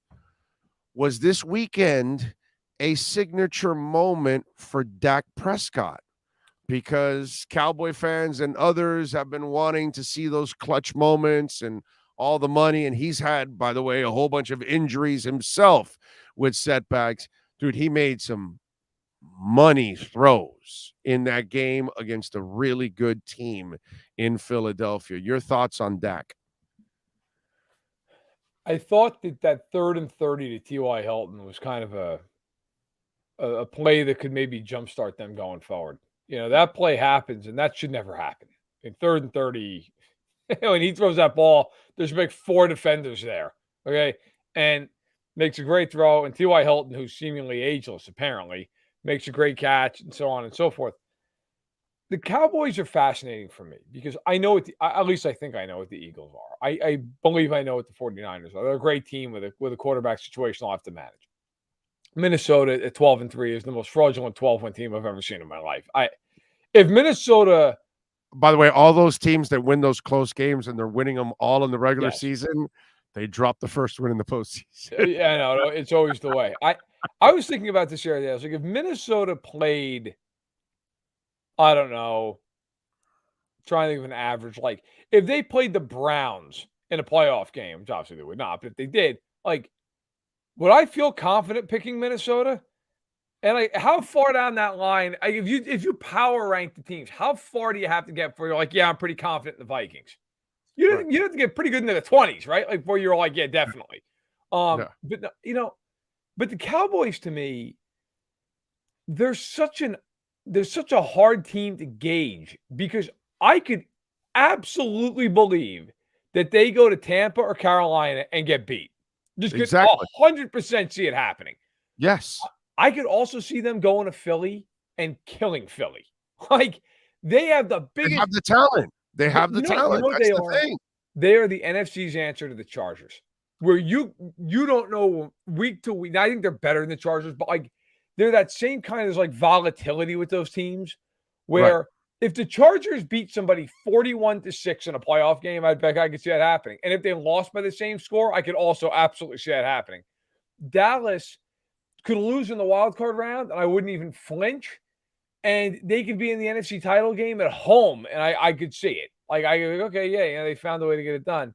I think Dallas and Dak, I think they have to win a game or two in the playoffs this year. Like, I feel like you've at least got to win one to feel decent. You really almost got to win two, though. I feel like you've almost got to win 2 games to keep McCarthy's job safe and for people not to be coming for Dak. Because if they beat Tampa or Carolina, I don't think anybody's going to feel like that's a big accomplishment. They've got to beat a Philly or a San Francisco. What are you talking about, bro? Sam Darnold is headed for the MVP now. Come on. Sam Darnold is unbelievable. Sam Darnold's like one of those colds you can't get rid of. But you finally, like, you're over the sneeze and then you start coughing. And then you finally stop coughing and then you have a sinus headache for like 10 days. Sam Darnold is the quarterback equivalent of that. It never stops. Like, you're like, yeah, his career's over. They brought in Baker, and then, like, Baker's terrible, and they cut Baker, and P.J. Walker's not the answer. And it's like, hey, Sam Darnold's back, and somehow in control of his playoff destiny. It's incredible. I got to give him a little love at least, because any of these kind, like Geno Smith, like, dude, you've been through the ringer. You have failed over and over again. You've been ripped left and right and all that. and then you somehow still find the way. You know, your boy, Rich Gannon, he bounced around in Minnesota and Kansas City, right, for many years. And then he goes to the Raiders and becomes a league MVP. You know what I mean? I admire the shit out of those kind of guys that they don't give up on their dream. They don't give up on themselves and still fight. And I'm not saying that Sam Darnold has turned the corner, but it's kind of cool to watch him play well, at least. You know what I'm saying? It's like, all right, man, good for you, dude. You fought through all of this crap, you know? You know what? It's always, there always are examples of guys, and Gannon, I think, is the great one because he was the guy who bounced around forever and then became an MVP of the league. Like, he became one of the best quarterbacks in football for 3 or 4 years. Yeah, man. By the way, Priest Holmes, by the way. Yeah. Priest Holmes. Yeah. Let me tell you something about Rich Gannon. He was a little bit of a backup for a couple of years, and then boom, his career hit. Well, let me tell you something. Rich Gannon, one of the great what ifs of my childhood, would have made my childhood better because he was on the 97 Chiefs and they were 6-3, and Elvis Gerbach stunk, and he got hurt. And Gannon won the last 7 games, and they were a much better offense with him. And God rest his soul, love him to death. But Marty Schottenheimer, and he even admitted after, it was the biggest mistake of his career. He started Gerbach against Denver, and the Chiefs held Denver to 14 points and scored 10. And they put Gannon in like the last, actually, they never put Gannon. Excuse me, they never put him in. And then he moved on to the Raiders and became an MVP. By the way, during that streak, didn't Gannon have like a touchdown run of like 70 or 80 yards or something like that? No, that was that of all people, you're thinking of Steve Bono. It was Steve Bono, yes. It was Bono, yes. Buddy Ryan blitzed all 11 guys on a quarterback. Well, he thought it was going to be a quarterback sneak, and he ran a bootleg, and there was nobody left. He just ran 75 yards down the sideline. It's one of the great pieces of video of all time. If your viewers want to laugh, go look it up. It's on YouTube. Steve Bono's 75-yard touchdown. It's great because it's one of the rare plays you'll ever see a guy run 75 yards, and there's literally no one else in the picture. Just Buddy Ryan, man, love the blitz. But Rich Gannon. Oh God, it's still to this day it haunts my. Rich Cannon Gannon is. That's right. That was he could run. He could move. Gannon. Huh? He would have been great today because of all the ability to move. Yeah, dude. He would have been. Yeah, he was a good athlete. Gannon. That's the thing. He was great. Can you imagine Randall Cunningham now? Yeah. With the right coaches. Right. Yeah, of course. But like the right coach. With the way that he played, it was so unorthodox then, but now he would be unbelievable. I was told that the Baltimore coach that was there with him. Come on, man, help me. Billick, Brian Billick. Oh, sure. I was told that the way he had that great year was they'd get him to the line right away. The huddle wouldn't take very long. They'd go to the line right away because the mic would be cut off at the 15-second mark. Yep. So Billick would look at the lineup and tell Randall where he thinks he already should go pre-snap. So it's one of those things that he helped Randall pre-snap. That's something that Randall didn't really do. Right, because he was a coordinator for the Vikings. Exactly. 98. Right. Yeah. And so he was a coordinator. And so I'm told that that's the story behind it. I asked Billick once, but no, Randall had a great year, this and that, or whatever. And I'm like, okay, this guy just wants to yank my chain and doesn't want to say that, it doesn't want to take credit for doing it. But I heard that was kind of, now it did help that they had, my God. Randy Moss and Chris Carter. Yeah. And Jake Reed. Right. You know what I mean? Right. We had Robert Smith in the back. And let me tell you, Jim Kleinsasser was a pretty good tight end, fullback, H-back, all-around type, and big target too. You know what I mean? So they had the longest targets in the history of mankind with Carter, Reed, and Moss. Oh my and God. On that fast turf in the Metrodome. I remember as a kid, I was 10. I was born in 88. Yeah, I was 10. I was watching that Vikings Falcons NFC title game, and just like I didn't care about either team growing up a Chiefs fan, but I knew Denver was going to be in the Super Bowl, and I was like, God, I hope the Vikings win because I can't take Denver win another Super Bowl. And watching that like Chris Chandler led Falcons team, I remember just being like, oh God, they're going to get killed. I just know Denver's got a second Super Bowl because they're not even going to compete in this game, and they didn't. No. Yeah, Minnesota, my No. God, a tortured sports town for sure. The poor Vikings fans. By the way, Chris Chandler, another guy that was a decent quarterback, Yep, also had a lot of injury history too, in his career also, and might have, how, Matt, how it is. A lot of these guys, unfortunately, this is the thing that Tua also has to learn why he needs to get rid of the ball as we bring it full circle here. The more injuries you suffer, the lesser of a player you become. And that's the one thing that it happens to all athletes. Now you can, the brain trauma, okay, you can get away with that, recover from that, and you're fine. But you start breaking limbs and ligaments and bones and all that stuff and dislocating stuff, Humpty Dumpty's not put back the same again. And you just lose more and more. And that happened to Chris Chandler. As he got more and more injuries, he became lesser and lesser of a player. When he first got into the league, he was looked at as a guy that could be molded into an elite quarterback. But as the years went on, the wear and tear, forget about it. He just, and it takes a toll on you also, your confidence too. I think a lot of those injuries too, it takes a toll on you. No, I think it's also, from a team standpoint, it's really hard to evaluate a guy and feel confident about giving him a long-term deal. Like, you're the Dolphins right now. You're thrilled with the way Tua has progressed this season. But, do you go into this offseason feeling like extension? I mean, I don't know. You ruined that already. Yeah, you can't. No. I mean, I feel like, that's the other part of this. And I'm actually literally in the middle of writing a piece for tomorrow about Lamar Jackson. But, now you have 2 years in a row of these injuries, the lower part of your body. You're a running quarterback.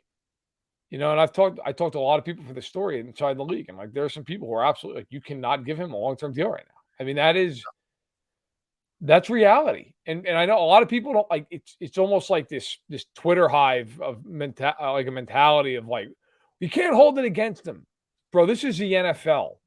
These teams hold everything against you if it means saving $1. Right. They're not going to give you a huge contract if they're worried that you're not going to live up to it. They're not.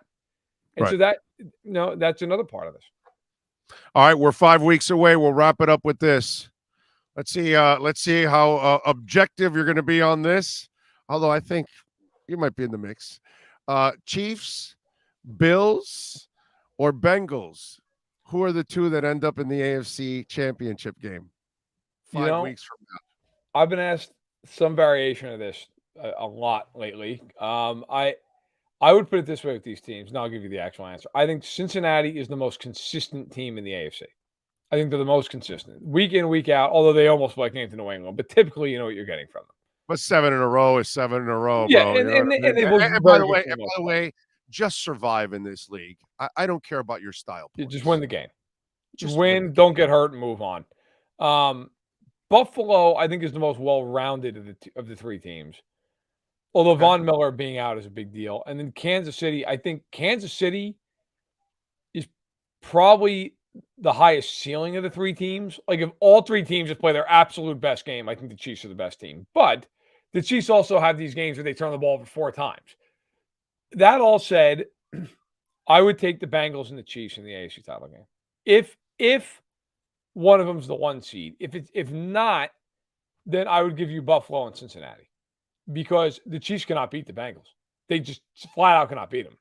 I am going to pick the Bengals if they play the Chiefs because the Chiefs have just shown no ability. Can't beat them. They've lost 3 games in a row to them. What is it you see that they have their number? Because the Bengals play very clean football games. They do not typically turn the ball over. The Chiefs, 2 things. The Chiefs turn the ball over a lot. That is number 1. Number 2, the Bengals are very good defensively at giving the Chiefs a lot of looks, and they beg the Chiefs to run the football. And the Chiefs do not want to play that way. By the way, it's why I think the Bengals are going to win this weekend, because the Chiefs and the Bills are the same team. I think the Chiefs are a tick better than them without Miller. If Miller was there, I think the Bills are better. But I think the Chiefs and the Bills are the same team. They want to play a certain way. They will turn the ball over. They're very much about they play entirely through their quarterback. The Bengals are willing to just say, hey, look, we're not going to turn it over. We're going to get you to turn it over once or twice. We're not going to let you, I guarantee you in this game, they will do everything imaginable to take Diggs out of this game. And they will tell the Bills, if you are willing to run the ball with Devin Singletary, you win.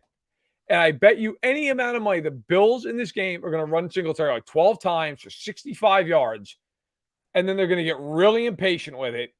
And they're just going to start throwing the football. And Allen will throw a pick. As good as he is, it's the same thing that happens to Mahomes against Cincinnati. So I will say that I think the Chiefs are going to end up at the 1 seed because I think the Bills are going to lose this weekend. I will say the Chiefs and the Bengals. I will pick Cincinnati because the Chiefs are just it's hell for the Chiefs playing that team. Wow. All right. Tell them about Stacking the Box, baby. Yeah. You can check it out every Tuesday at noon Eastern, live on YouTube. You can also just get it wherever you get your podcasts, Spotify, Google Play, all the rest of it. Of course, iTunes. Check out the Stacking the Box column every Monday morning. Goes up 6 o'clock Eastern at Fanside. And I also tweet it out every week. Quarterback rankings up today, picks tomorrow, power rankings yesterday. Follow me on Twitter. You'll find it all. It's all out there. And hopefully you enjoy the playoff coverage as we're bearing down. Only a couple more weeks. And then we knock out the weak sisters of the league, so to speak. Amen. And follow him on Twitter at Matt Verderame. Matt, as always, you're a stud. Enjoy the football. We'll catch up next week, my friend. Okay. Thanks a lot. Take care. You got it. There you go. 30% off right now. All the wraps right now. Red light therapy is game-changing, life-changing, life-altering. If you're dealing with constant pain from an old surgery, an old injury, and you want to get some relief, try red light therapy for any of those joints.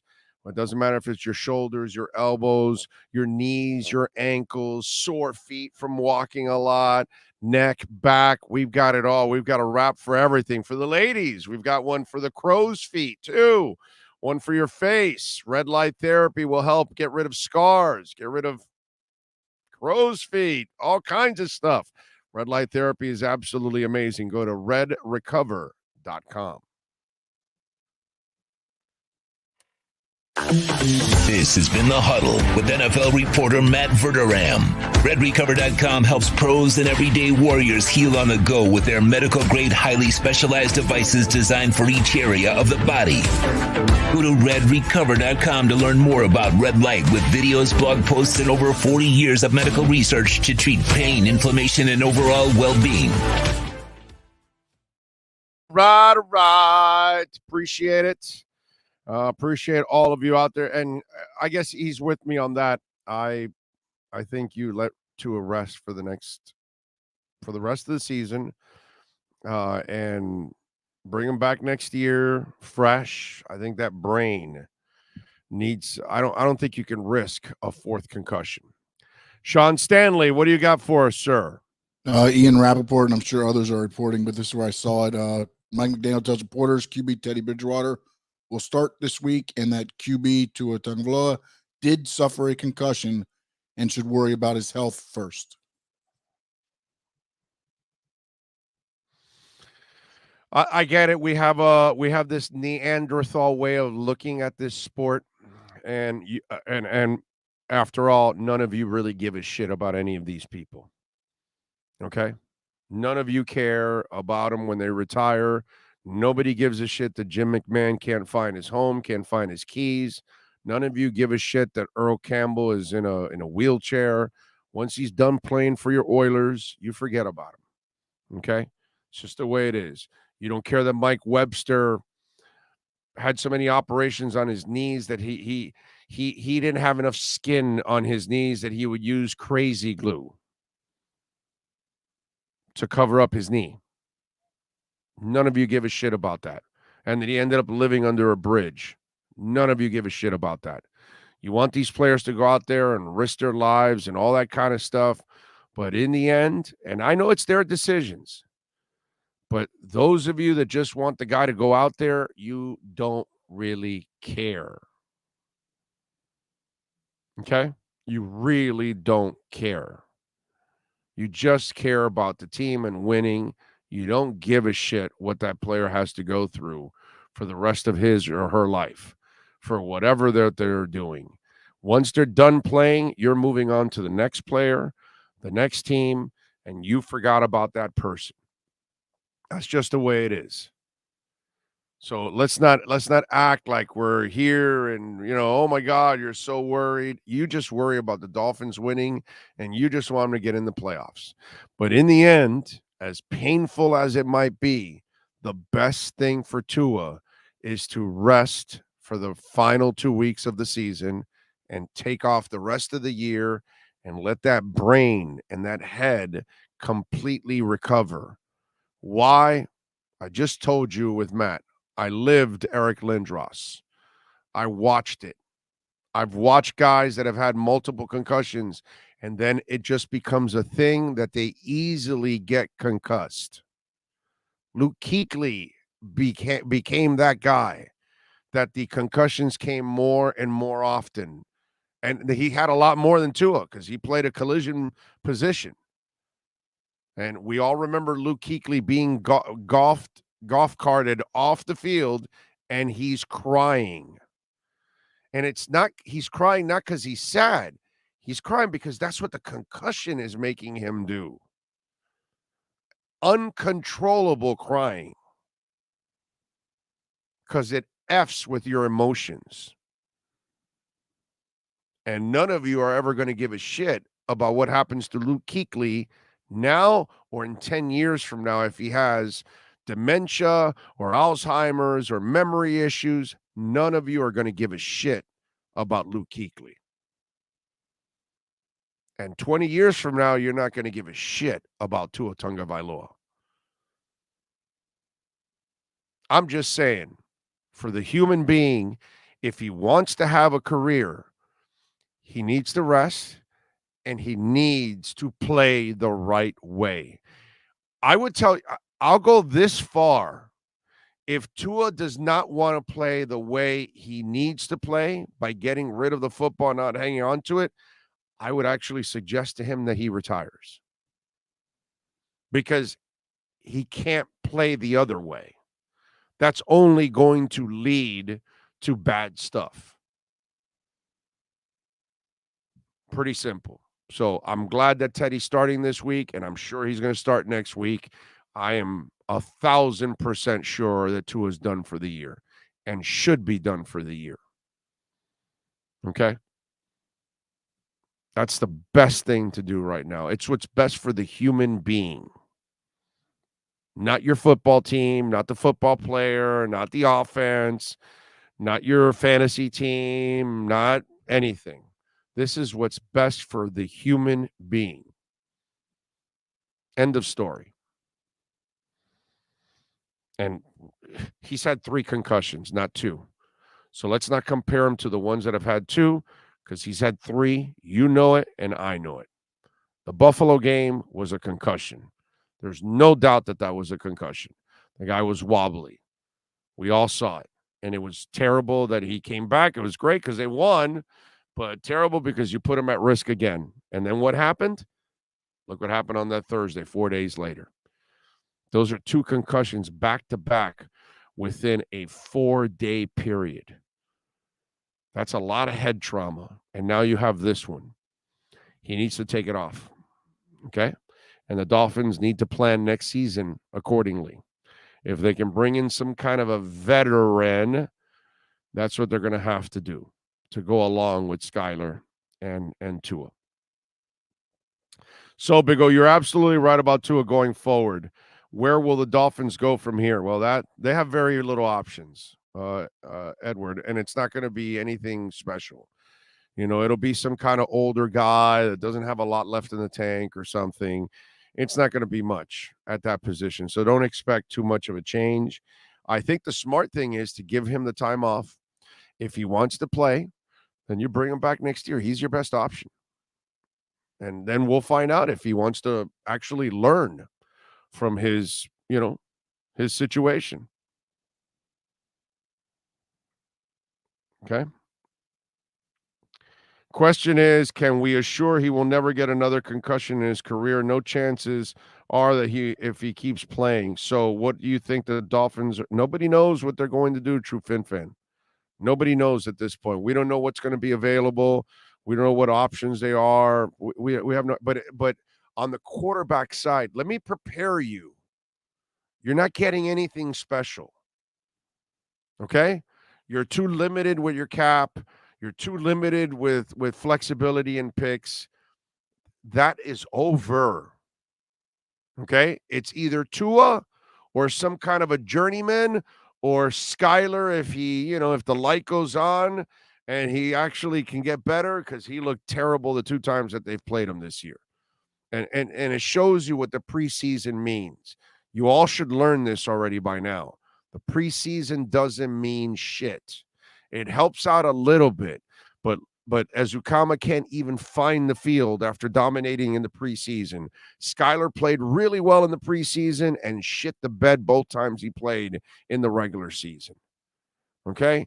The preseason means nothing. It's a nice indicator of, okay, he has a skill set. Now let's work with it and let's see if we can prepare him for the big boys.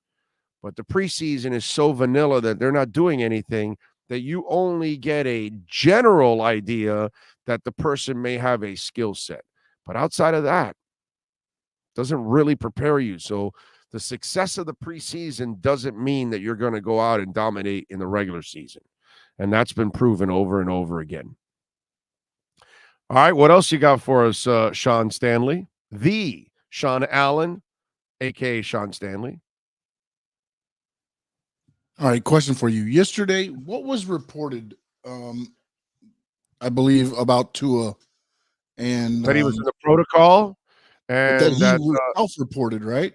Yes, he self-reported. Yes. Okay.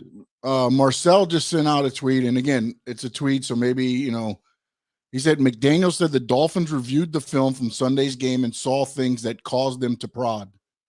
Upon further discussion with and observation of Tua on Monday, they advised him to visit the team doctors, and he was placed into concussion protocol.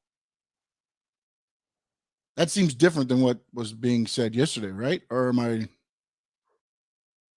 So now you're bullshitting me, Miami Dolphins, Mike McDaniel? Like, I already know you bullshit people because I see it in your press conferences. My man Joe Shad may not believe that you bullshit him, but you're bullshitting him.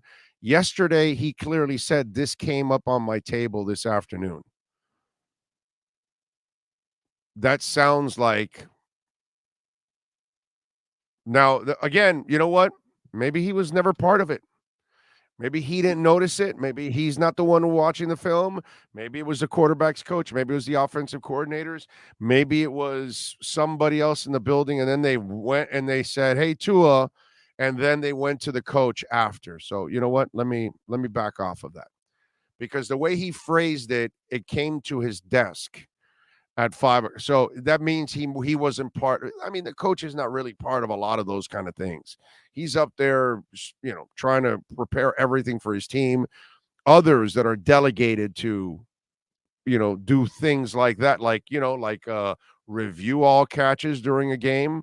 Like, obviously, Mike McDaniel's got to have a conversation with whoever needs to review because they missed that tight end dropping that ball.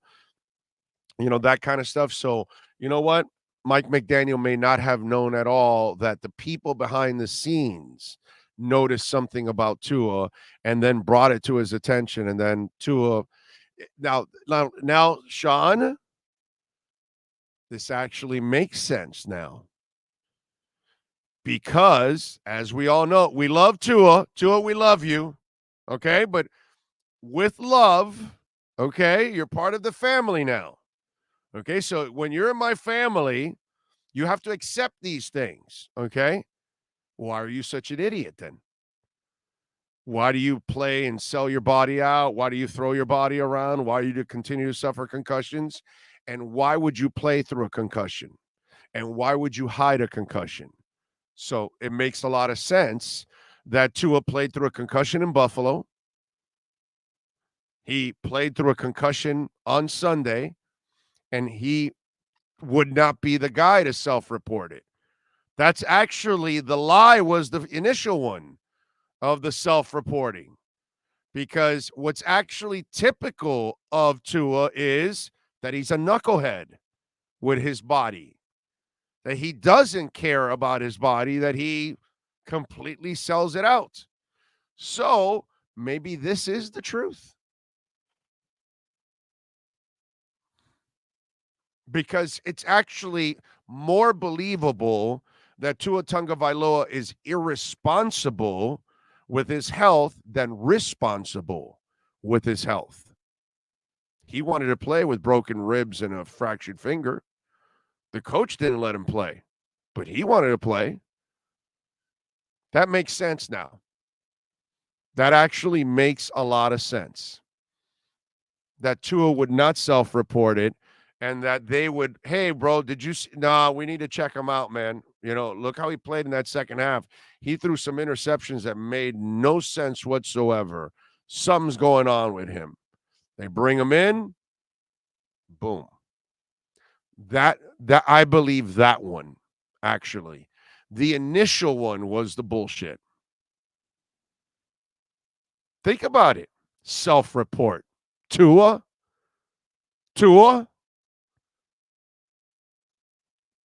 Come on, man. He's the Yorkie.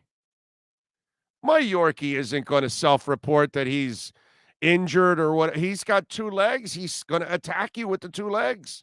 And he's going to try to bite your ankle. And then you're going to squash him, but he's not going to stop fighting. That's my Yorkie. That's my Tua. That's what makes a lot of sense now. What do you think, Sean? What do you think of that explanation? Makes a lot more sense. Yeah, that makes more sense than what. Right? I just noticed. I heard Marcel when he tweeted that out. I was like, wait a minute, that's like a complete 180 from what was said yesterday. Right. And then also he said Chubb and Alec Ingold are both in casts. Chubb has played like he's been in a cast. What's the difference? That trade is just, it's too early. We'll see next year how it turns out. And he can come back next year and have a great year and get comfortable and all that stuff. But so far, oh my God, that trade has been a cancer, dude. Absolute cancer. True Fin Fan 78, believe me, I know we're not getting anything special. Exactly. As long as you know that, they built it around Tua. They went all in. And once the owners screwed up the first and third, that was your saving grace. That was your last insurance policy. If Tua is not the guy, which he is the guy, but unfortunately because of the injuries, he's definitely not the guy. That was your insurance policy for that. And that's why, this isn't happening. By the way, Sloman's Home Shield, they protect all of America. They've been protecting Americans for, not all of America, they've been protecting Americans for over 100 years.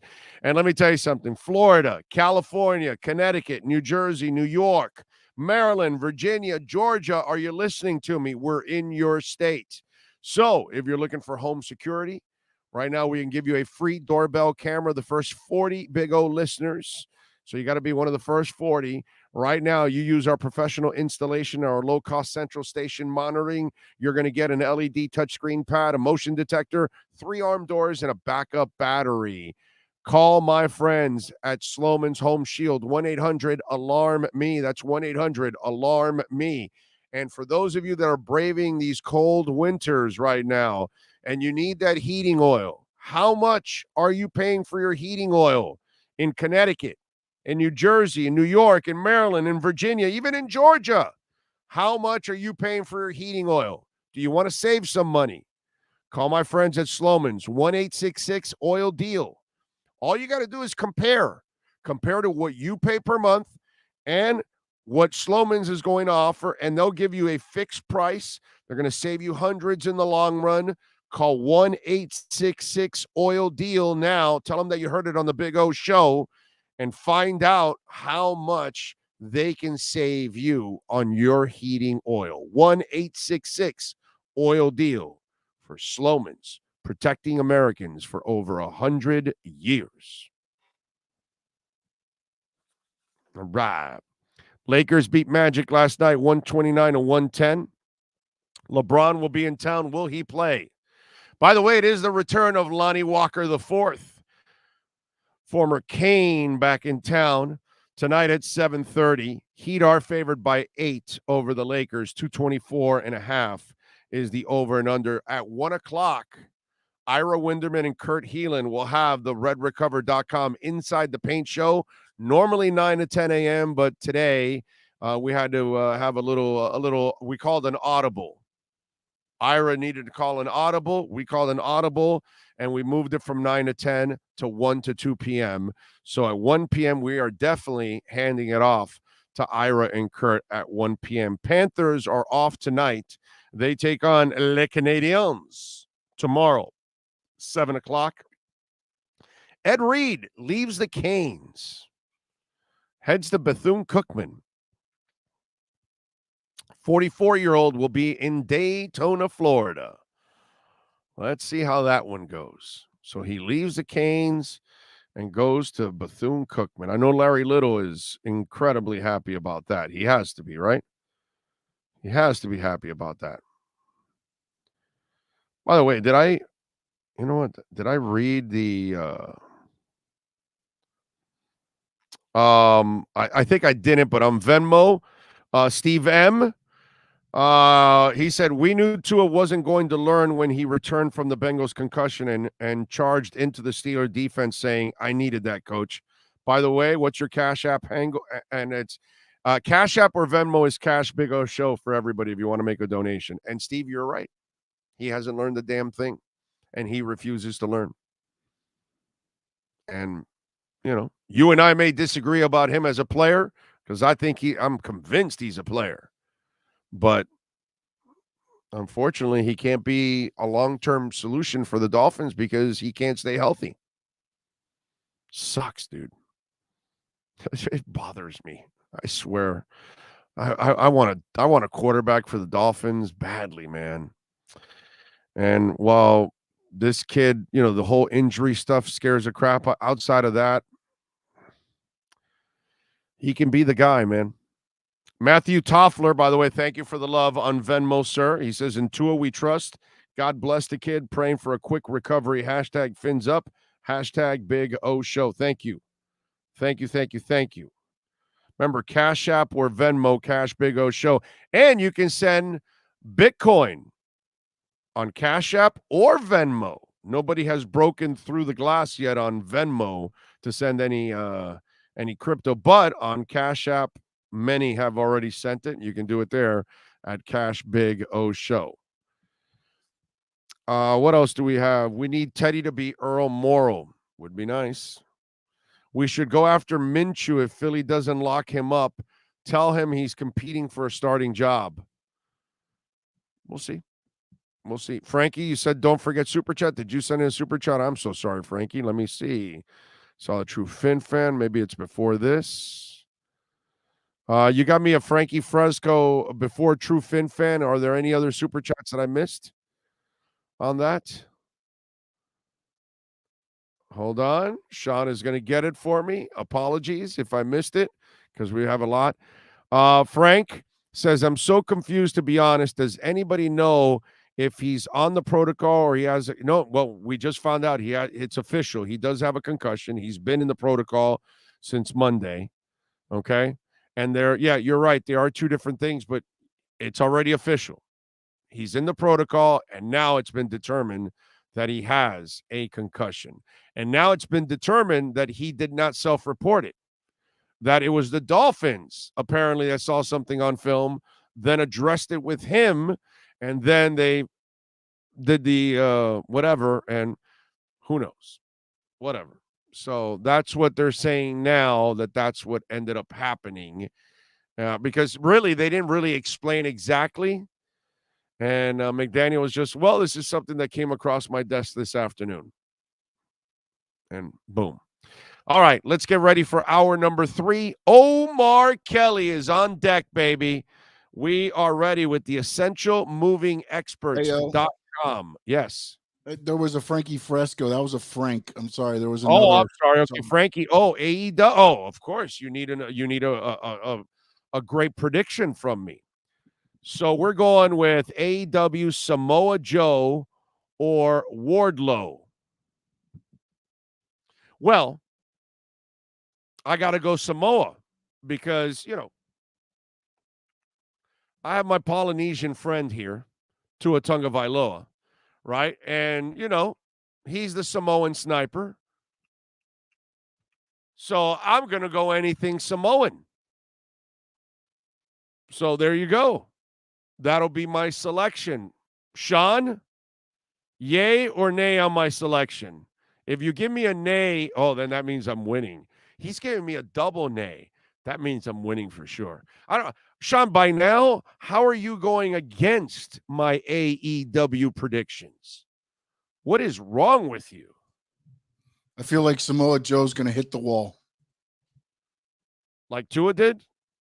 Or no, that was Gus Frerotte that got his concussion hitting a wall. I'm sorry.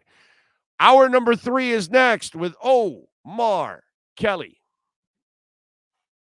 If you're a Miami sports fan, then there's only one store to go to, and that's Caneswear at Miami Fanwear in Davie. They're your one-stop shop for all your inner Miami CF, Canes, Dolphins, Panthers, and Marlins merchandise. They have hats, t-shirts, game day jerseys, and so much more. Located at 2511 South University Drive in Davie, and open 24/7 online at caneswear.com or innermiamiwear.com. Call them at 954-835-5597. Caneswear, the spot where inner Miami and all Miami sports fans shop.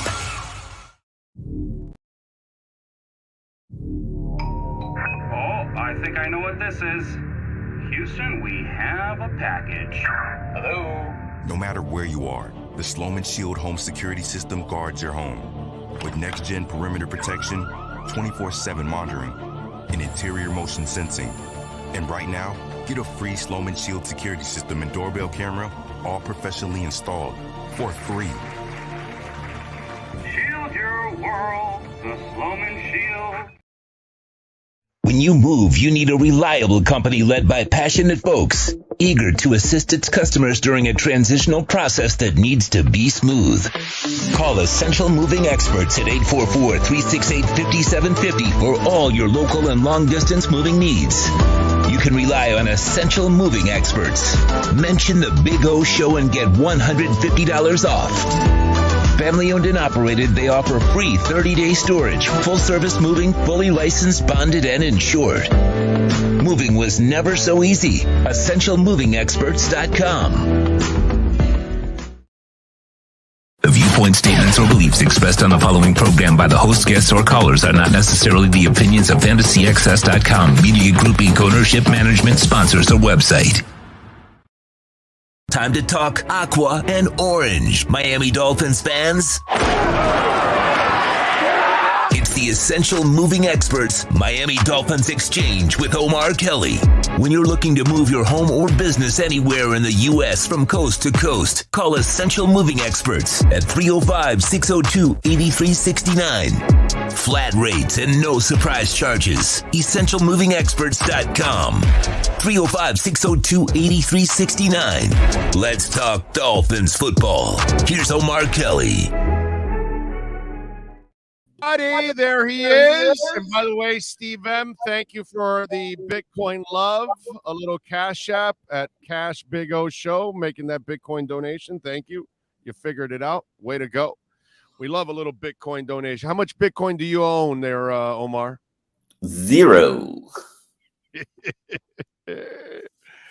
Oh, well, guess what? Tua Tagovailoa. Your thoughts on what's developed, unfortunately, with his third concussion. Now it's official that it is a concussion. He wasn't just in protocol. It's been diagnosed as a concussion now, Omar. What do you think? Totally surprised. I'm looking at my watch because I'm trying to figure out what time they practice today. Concussion doesn't necessarily mean the fact that he's in the protocol. That doesn't necessarily mean that he won't be practicing. I remember he's done. Bridgewater starts this week. He already said it. So he's done for this week. And it's like they need to worry about his health more than anything else. I think they're going to put him on the shelf for the rest of the year, Omar. That's what I think they're going to do. It's 3 concussions, dude. You can't put him at risk to get a 4th. You got to let his brain rest in the offseason. That's what I think at this point is what you have to do. But your thoughts? I don't know how I feel about any of that. And it's not a selfish thing. It's just, you'd have to hear from the player. And,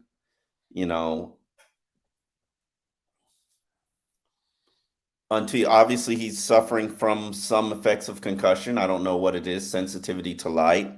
I don't know. These head injuries and head issues, and I've just heard so many traumatic stories. They're always scary. But you can't sit there and sort of tell a player how he should feel or what he should do in his case, in his situation. And I know we want to sit here and say, "Oh, we're going to protect Tua from himself." And well, he does need it, Omar. That play was 4.81 seconds, and we've talked about this before. All of his injuries, hip, ankles, concussions, they all have come in that 4 to 5 second range. Here's a question: Did he feel the effects of a concussion during that game? And I don't know the answer to that. Well, did you see those interceptions in the second half? They were I can't put those interceptions on a concussion because those interceptions just look like a defense that figured out the offensive scheme. Well, that's what everybody else thought, but obviously they were so bad. They weren't figuring it out, Omar. He was burning them in the first half when he didn't have a concussion. Yeah, and then you make halftime adjustments, and then you make adjustments about how a team is playing you.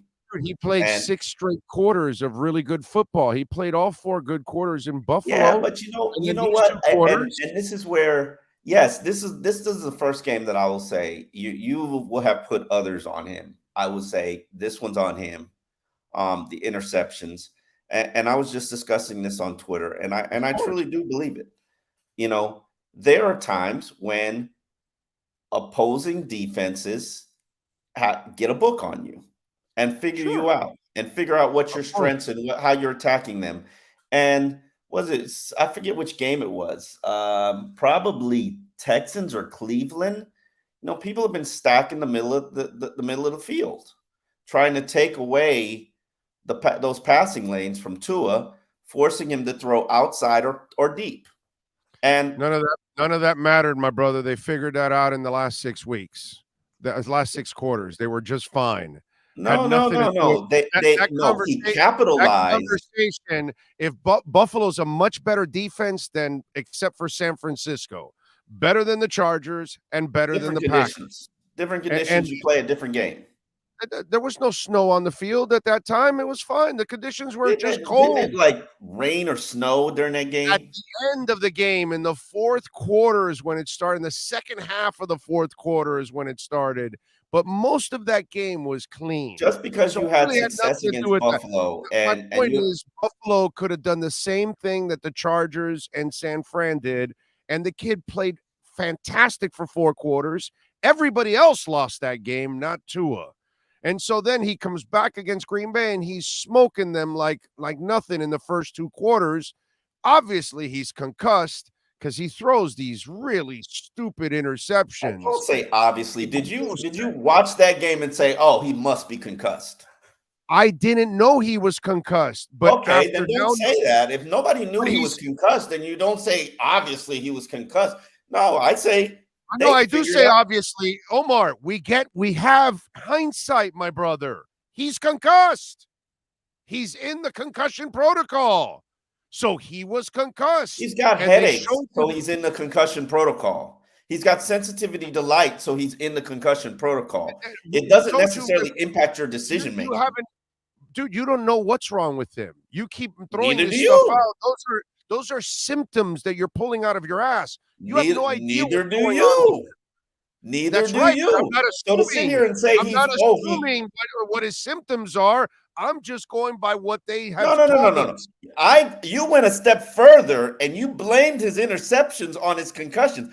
All I said was we don't know the symptoms. So how do we sit here and say that, clearly Because those 3 interceptions were the 2 out of the 3, because the other one might have been the running back's fault. But the other 2 were so bad. He doesn't throw those kind of interceptions. Those things were absolutely horrible. Yes, he does. And He you're threw them talking last about year. This is his third concussion. So it's compounding the problem. So it's probably getting worse for him as he adds a concussion. He's not becoming dumber by the concussion. His decision making isn't drastically impacted by the concussion. I've had a concussion, my brother. So okay, hold on. Time out. Hear me out. So you're sitting there. He's hearing a play call, regurgitating the play call to his team, calling audibles and checks. Right. He's not out there calling the wrong play, because clearly, if he's out there calling the wrong play or doesn't identify what they're talking about, he's concussed. He's calling plays, executing the offense. Nobody's looking at him like, what's wrong with memory? And now all of a sudden, his gameplay, his performance is impacted because clearly he had a concussion, so he threw 3 interceptions. No. Okay. All right. So then, I'm more along the lines of what you're saying. No, I'm more along the lines of, and I've said this to you last week, and probably said to you the week before. Teams have caught on to their offense, and yes, it's feast or famine. It's absolutely, you take out the slants, you take out the Omar. How can they catch up to their offense when they played 6 lights out quarters of offense? Okay, did Green Bay beat them? Did Green Bay pull off interceptions in the second half when he was concussed? Yeah, when you make second half adjustments, when you see what they're doing and how they're attacking you and how they're playing you and what they're leaning towards, and then you make the adjustments. That's what you hope that Josh Boyer would do. Okay, that's what you hope that good defensive coordinators Omar Kelly doesn't believe that Tua was concussed. He just played like shit. They figured him out. No, Omar doesn't believe that the concussion was the reason that he played like shit. Omar believes that defenses have caught on to Josh McDaniel's offense and how Tua plays and how they attack teams and the timing routes. And if they jam out, that only stands if they did it in Buffalo in the first half of Green Bay. They did not do that. Maybe Buffalo didn't have the Buffalo loss was all on Trent Sherfield, Hill for dropping it, the coach for dropping the run, going for a 2-point conversion. All of those things are the reasons why they lost that game. What about the Chargers loss? Tua was terrific in that game overall, and he was terrific in the first half against Green Bay. Okay. I mean, for 6 straight quarters, the kid was lighting it up. What about the 49ers loss? And what about No. Those 2 games, well, the 49ers have a hell of a defense, so you got to give them credit. They figured it out. You know what I mean? Like, by the way, McDaniel has lost to all 3 of his coworkers. Okay, he lost to Salah. Yeah, they have a very intimate knowledge of the offense. Yeah. So he lost to all. I don't disagree with you. Brandon Staley doesn't have any knowledge of the offense, and he's the one that actually played them pretty straight up and figured them out in a way, and he did not counter. But in the Green Bay game, isn't Brandon Staley from the same tree? They were running their offense. Isn't Brandon Staley from the same tree that McDaniels is from? Who? Staley. Who? Brandon Staley. No, he's not. No, he's not.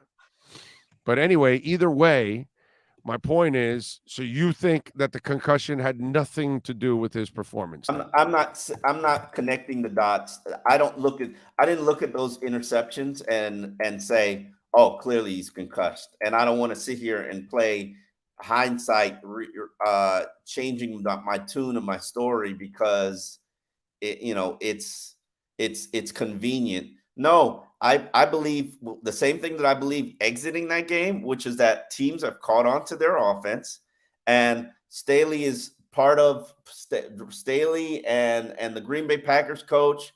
They're part of the same little coaching tree where they talk same concepts and same offenses, and they know who McDaniels is, and he has to adjust. And I say that to the second half of this season. I mean, not the second half of the season, but these final 2 games. Yes, you're going to be playing possibly Teddy Bridgewater this week, and who knows what happens moving forward. But McDaniel has to adjust. McDaniel has to adjust. It's not just all on the quarterback, and it never is all on the quarterback. The offensive coach has to adjust. So same thing with the defensive coach. Well, that I agree with, because I've blamed McDaniel a lot for the losses that have happened over the last couple of weeks, except for San Francisco, because he schemed that perfectly. Tua was completely off the game against San Francisco. Everything else, he's been outcoached. And in this game also, I mean, you're gouging them for 9 yards a run, and you come up to 3rd and 3 and you pass again and fail. And as Poupart came out with the stat, I mean, they were on 3rd and short. They have failed almost every time except when they run, pretty much, in that game. Against Buffalo, they failed 8 times. Yeah, they failed 8 times on 3rd and short, and the only time 7 of the 8. And the only time they succeeded was on a run. So he has to also take advantage of the run whenever it happens to be working. He gets away from it, which is the weirdest thing, which from a guy that comes from a run-based offense, he goes away from the run, which is really baffling. Really baffling. You know what? But then again, Kyle Shanahan did the same shit. He's in the Super Bowl leading Tom Brady by 25 points, and the idiot keeps passing the ball and stopping the clock and giving it back to Brady, who keeps scoring, and he abandons the run, and he ended up losing the Super Bowl because of that. And McDaniel has developed, has that same bad habit of being so in love with the pass that he drops the run. Here's my thing, and this is one thing that I'm kind of bullish on. And this is not to and on, so you can call off your dogs, but everybody, yes, concussions, yes, durability concerns, but let's not pretend like he hasn't been the top-rated quarterback in the NFL for the majority of this season, and still sits in that driver's seat at 105.5, right ahead of Patrick Mahomes at 105.1. Coming into this season, if you would have told me that we would be looking at a quarterback who statistically or ratings wise is on par with Patrick Mahomes, I would have said you're a liar. You're an absolute fraudulent hypocrite. You probably would have said that, and I would have told you. You probably would have said that, and I would have told you that you're delusional. Well, I think he's can be an elite passer. He's shown he can be an elite passer. My problem with him has always been his body is the only problem that he has, bro. That's the only problem he has. He's the number one passer in the NFL right now. The knocks on his game are very minimal, with taking out durability. And the question is, can you lean on him moving forward? And I certainly am not ready to say no, you can't. But I'm kind of bullish on who I think he can be. Now, if everybody else wants to jump off the bandwagon, even though most people haven't even jumped on the bandwagon, cool. But you can't ignore what you've seen in this one season with solid coaching and a respectable offensive line and he's a better run game, not a good run game. He's a very dangerous quarterback. I truly believe that. Now the sad part for him and Lee Steinberg is they've played their way out of an extension now. Now they're going to have to play year 4. Hold on. You were giving him a $200 million extension this offseason? If he would have stayed healthy and had a great year, yes. No. Just answer the question. Yeah. Yes. Before the concussion, let's say he gets to the playoffs, loses one game, wins one game, loses one game. You're giving him a $200 million contract extension? Yeah, if he wouldn't have had the injury history, yes. Yes, definitely. Oh, for sure. But with the injury history, you now have to force him to play next year and play injury-free. It has to be a year where, okay, no matter what, I wouldn't have done it. I would have opted into my 5th-year option, and then next year I would have, because I'd have you for at least 3 years from now. Why am I giving you a new deal? You could do that. You could still tag him or option, whatever I want. Yeah. I didn't believe he had, and no shade. I know I don't want to get too anon on me. I didn't think he had earned a $200 million contract. I don't want to go the route of Arizona and give a guy a $200 million contract before I'm absolutely certain that he is, without a doubt, the next quarterback for the next 10 years. Well, there's a huge difference between the two, because one of them you have to worry about professionally. That's why you don't give him the $200 million contract. That's not even why I'm worried. I wouldn't have given Kyler Murray that contract to begin with, but that's well, no, but I get that, but I wouldn't have given it to him because professionally I'd be super concerned with the kid. Plus, he hasn't even done what Tua did this year. He's never ever done what Tua's done. I'm not giving a quarterback a $200 million contract till he wins me a playoff game. Well, you just said he would win one and then lose in the second round. But I probably still wouldn't have given it to him. I would have. First you say it and now you don't. And like, no. I said that to you to present that scenario. I don't think right. in my mind, I don't think they're going to win a playoff game without the injuries. And he runs the table like that. Hell yeah, I would give him the contract. Nah, he ain't running the table. Come on, bro. With the injuries, you can't give it to him. Unfortunately, because he wasn't running it's not whether he can prove if he can play. He has to prove that he can actually stay healthy. He has to prove that he can learn to be responsible, because he told you that he would get rid of the ball. And then for a couple of weeks, on the play that they showed that he potentially got hurt on, okay, it's a run-of-the-mill play. He buys time, evades, gets out of the pocket, and then his head dribbles on the ground. How do you stop that? His head can dribble on the ground? You know how you stop that? You get rid of the ball before you did anything else. You become Jay Cutler and start playing hot potato. No, you become Dan Marino. I don't want that quarterback. Oh, you don't want Dan Marino? No, okay. He ain't Dan Marino. I don't want a quarterback. I don't want a quarterback that's playing hot potato with the football.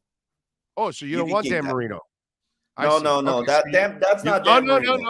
No. You didn't watch Dan Marino then. No, I did watch Dan Marino. Dan Marino had a ridiculous. Hold on, you're a liar. Dan Marino had such great pocket presence. He moved, and even when he lost a leg, Achilles, he still moved and evaded and bought time in the pocket. And then had a ridiculous release. What he bought was half a second. He wasn't running out of the pocket, dude. He never ran out of the pocket. He might have done that in his career like 10 times where he ran out of the pocket. Marino made his decision in the pocket right away or threw it away. But he bought time in the pocket. He was never going to take a sack, and he didn't take ridiculous hits. And if you're Tua Tagovailoa, you must understand you cannot afford to take any hit. Get rid of the football. He did it for a couple of weeks, Omar. And in that same game against Green Bay, he didn't change his game one bit. No, he did. He did. He was getting rid of the football. In that same game, he held on to another football, and he fumbled it, and then Rob Hunt recovered it. And he almost got injured because he was kind of twisted up in that moment. Dan Marino got sacked more than 20 times, 4 times in his career. I told you that. He doesn't hang on to the ball, Omar, and he wasn't buying any major time. He slid a foot or two one way, a foot or two the other way, a foot or two forward, and that's it, dude. He made a decision. He picked the guy and let it fly, or he threw it right out of bounds when the play was going to die. That he never took a sack, and he never took extra hits for no reason at all. What they should do, as I've said before here, what they need to do is create a 7,000 play video of Marino, not 700, 7,000 throws out of bounds. So he can watch how one of the greatest quarterbacks had no time to take a hit or a sack ever. Yeah, ever. But he also had a ridiculous cannon and a quick release that allowed him and a radar. His radar was amazing. Phenomenal pocket presence. Yes. Oh yeah. Like you name me another one. Name me another one like that. Like that? Not even Elway. Not Elway can move. Remember, Elway was an athlete. Elway was a freaking. Yeah, no, I'm saying I can't name you another quarterback like that. Not Elway didn't need that extra sense. Not a Manning move. Probably Montana was pretty good with great pocket presence. He would get rid of it before you were right on his ass. He was pretty good. Cannon or the quick release. No. He didn't have the cannon, but he didn't need it because he was smart. He had anticipatory skills. That's what I think lefty is. I think lefty is Montana, but he's got to be smarter. He's got to get rid of the damn football, bro. You got to understand who you are, Omar. And you got to understand who he is. That's his game. Fire hydrant. He's not fire hydrant Russell Wilson, and he's not skyscraper Josh Allen. So if you're not built either way, well then, brother, come on, man. Drew Brees wasn't rolling out or anything, brother. He was stepping into the pocket a step or two and getting rid of it, and that's it. He has to play the same game as those kind of guys. No athleticism, and stay in that pocket and live from there. But once you get out, you're going to die. And that's what's proven over and over again for him because he's not Mahomes and he's not those kind of guys. And I don't know what it is, bro. I don't know if it's because he hears everybody talk about it, and so he says, no, I can do that. And now he wants to go out and do it. It's like, oh, he can't throw the deep ball. No team throws more deep balls than the Dolphins. The craziest shit. What he couldn't do, he does better than everyone else in the league and more often than everybody else in the league. That's a very good point. It's crazy. No, but this is who he is. He hears all this shit. So he wants to prove you wrong or something. And instead, I don't think that's it. I think that's more. I'm trying to look up now who's thrown more 40-yard passes. That's a interesting stat. Like 40. I think the NFL provides that. I'm sure they do, and I'm sure it's the Dolphins. No. I'm talking about quarterbacks. Damn it! I hate when I can't find what stat I'm looking for. But yeah, there we go. NFL 20-yard pass, 40-yard passes. Let's see. Patrick Mahomes and Tua have thrown 12 apiece. There you go. And Tua has thrown 50 20-yard plus passes. Mahomes has thrown 66. It's very interesting. Completed or thrown? Completed. Okay. And there are only four quarterbacks: Mahomes, Goff, Lawrence, and Hurts, who've thrown more 20-yard passes. That's interesting. No, I'm sorry, 3, because Hurts has thrown the same amount as Tua. Yeah, I'm really impressed with Jalen. He's done a really nice job of improving his accuracy. That kid has really worked on it overall. I don't know about Justin Fields if he's there yet, and definitely Lamar is not ever going to be there. But really impressed with Hurts, bro. If that kid's athleticism goes with accuracy, that's some scary stuff, dude. That's some scary stuff, and that's what's going to happen in the next 10 or 15, 20 years from now. We're going to have more. We're developing them down the line, and that's going to happen more. That we're going to have more athletic guys that can actually have the pinpoint accuracy. That's the next level that's coming now with quarterbacks, but it'll be later on as it takes a little while. I don't necessarily buy that, but I will. Well, it's where we're going. It's what they're trying to do in college and in high school, and that's what's going to affect us here in the NFL. Athletic quarterbacks. Look at the college game. It's now in the NFL. That's how much it's influenced. Now all that spread and all that, and the RPOs and all that stuff. It's influenced the hell out of the NFL because it's harder to find certain positions now. Shit. They don't even run block anymore like they used to in college. And so it's a lot harder for scouts nowadays to really figure out if somebody can actually run block. They see pass blocking right off. They know pass blocking, But run blocking, like there's a lot of teams that draft guys and they're not really sure if a guy's a good run blocker. They're Find tight ends that can actually block. Huh? What? Find tight ends that could actually block. Well, no, that's rare as it is. They don't make a lot of those anyways, as it is. All right, so what do you think happens with Teddy keeping it steady now for the next couple of weeks? He's got a full week of practice. Yeah. What do you think happens? Remember the last time he had a full week of practice, he lasted one play, or was it one series? Yeah, I know, but that wasn't his fault because he wasn't. Yeah, really... but I'm just saying a lot of people are down on Teddy, but like the man, when he's been in the game, he's taken over for Tua. He hasn't practiced with the first team offense all week. The game plan isn't specifically catered to him. And then when he gets a week of practice in, he's last one play and then he's done. I know he's coming back from an injury, but I believe in Teddy. I buy Teddy. I buy stock in Teddy. Teddy's led a team to the playoffs. So does he win this week? That's the important part, Omar. On the road in New England.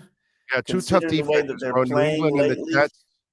Yeah, neither offense scares you, but both defenses are very good. I think they're both top 10. About neither offense scares you. Miami's offense scares me. Dude, I'm talking about New England and the Jets. I'm talking about New England and the Jets offense don't scare you. Yeah. But the real challenge against New England and the Jets is going to be facing their top 10 defenses, is my point. Absolutely. That's my point. So it's Teddy against those top 10 defenses. What do you think about Teddy against the Patriots? I think he gives them just as much of a chance as any other quarterback that's not named Tua Tagovailoa. I think he's just as capable as any quarterback that's led the Dolphins within the last 20 years, with the exception of Chad Pennington. I don't see any reason why they can't win. It's in a hostile territory. I'm probably a little bit scared of the environment and the weather and what comes with it, but I don't see anything. I don't see any reason Teddy shouldn't be able to lead them to a victory. Playoffs are on the line. This is a legacy-defining game. All right, tell them about I Am Athlete. What do you got going on, my man? Yeah, we're launching a live I Am Athlete.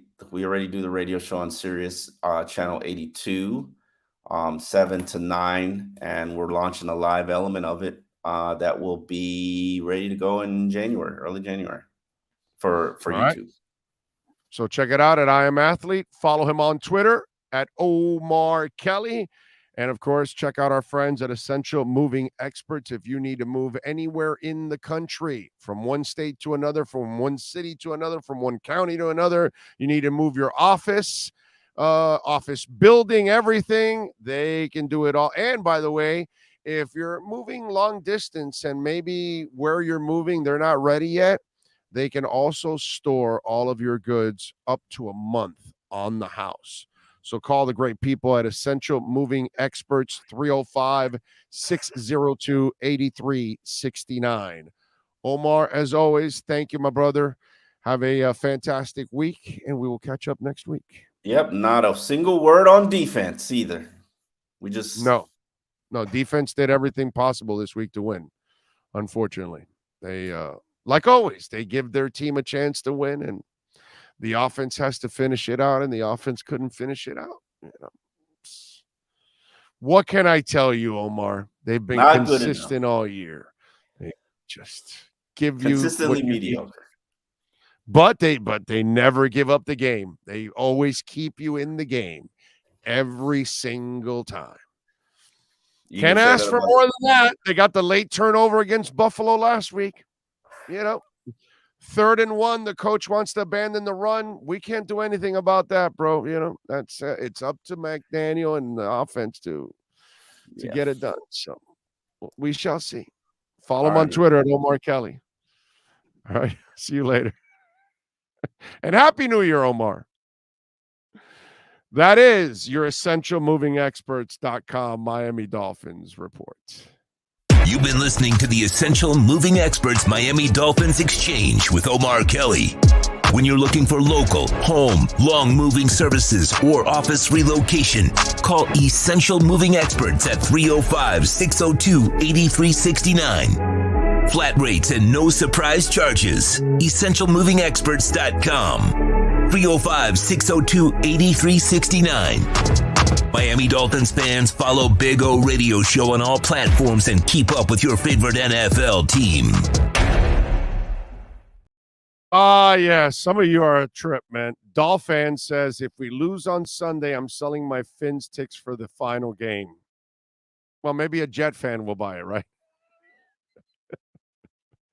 Like, if they lose this game, I don't, outside of a Jets fan, and if the Jets have a chance for the playoffs with that game, because if they're knocked out of the playoffs also, because I think if they lose this week and the Patriots beat the Dolphins, I think they're out, right? I think it's something like that, right?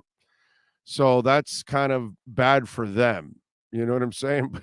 But Dolphin, I don't know who you're going to sell that ticket to, my brother.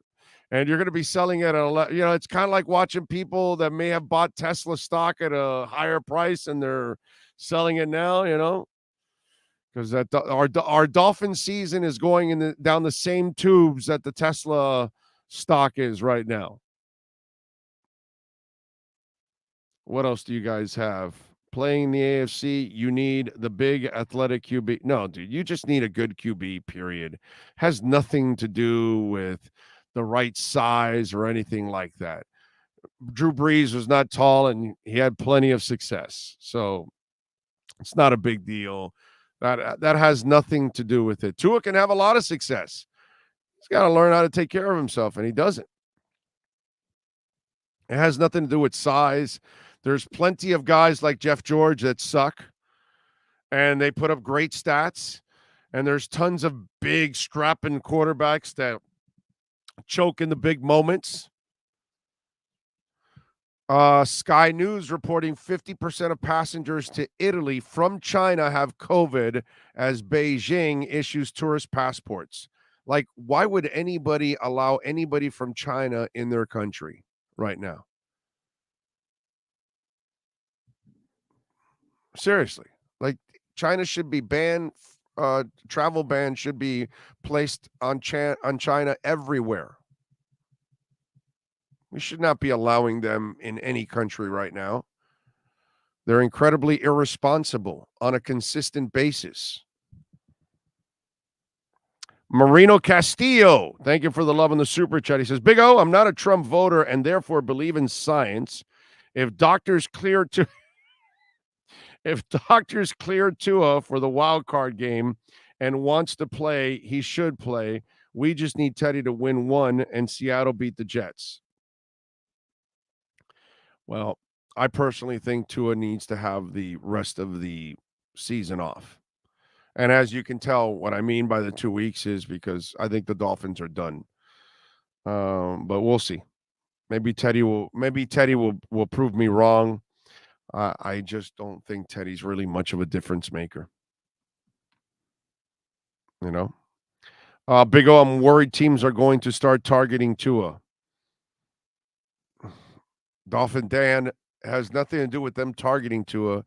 It has to do with Tua understanding that he cannot take hits and he has to play the game the right way.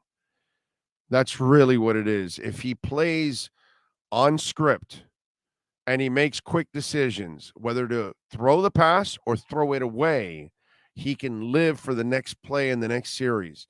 But if he thinks that he can hold on to the ball and just hang on and look, man, it's a Super Bowl, it's the playoffs, you got to do shit like that and you got to go all out. I get it.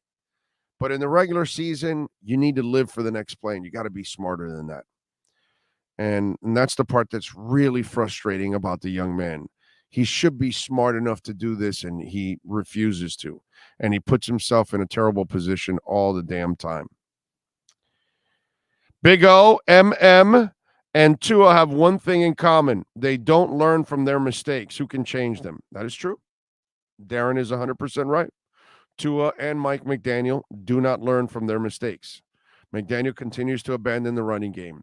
He continues to be hard-headed about not wanting to use Mike Gesicki because somehow or another he can't find a way to mix him into his offense, which makes no sense at all.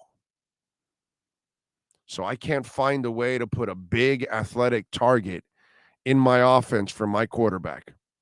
None. So, Darren, you are 1,000% right. Big O, how does he have 3 hits on the back of his head but none last year? 5 seconds. Last year, Zach, dude, I love you. Freaking awesome. Freaking awesome. Holy shit.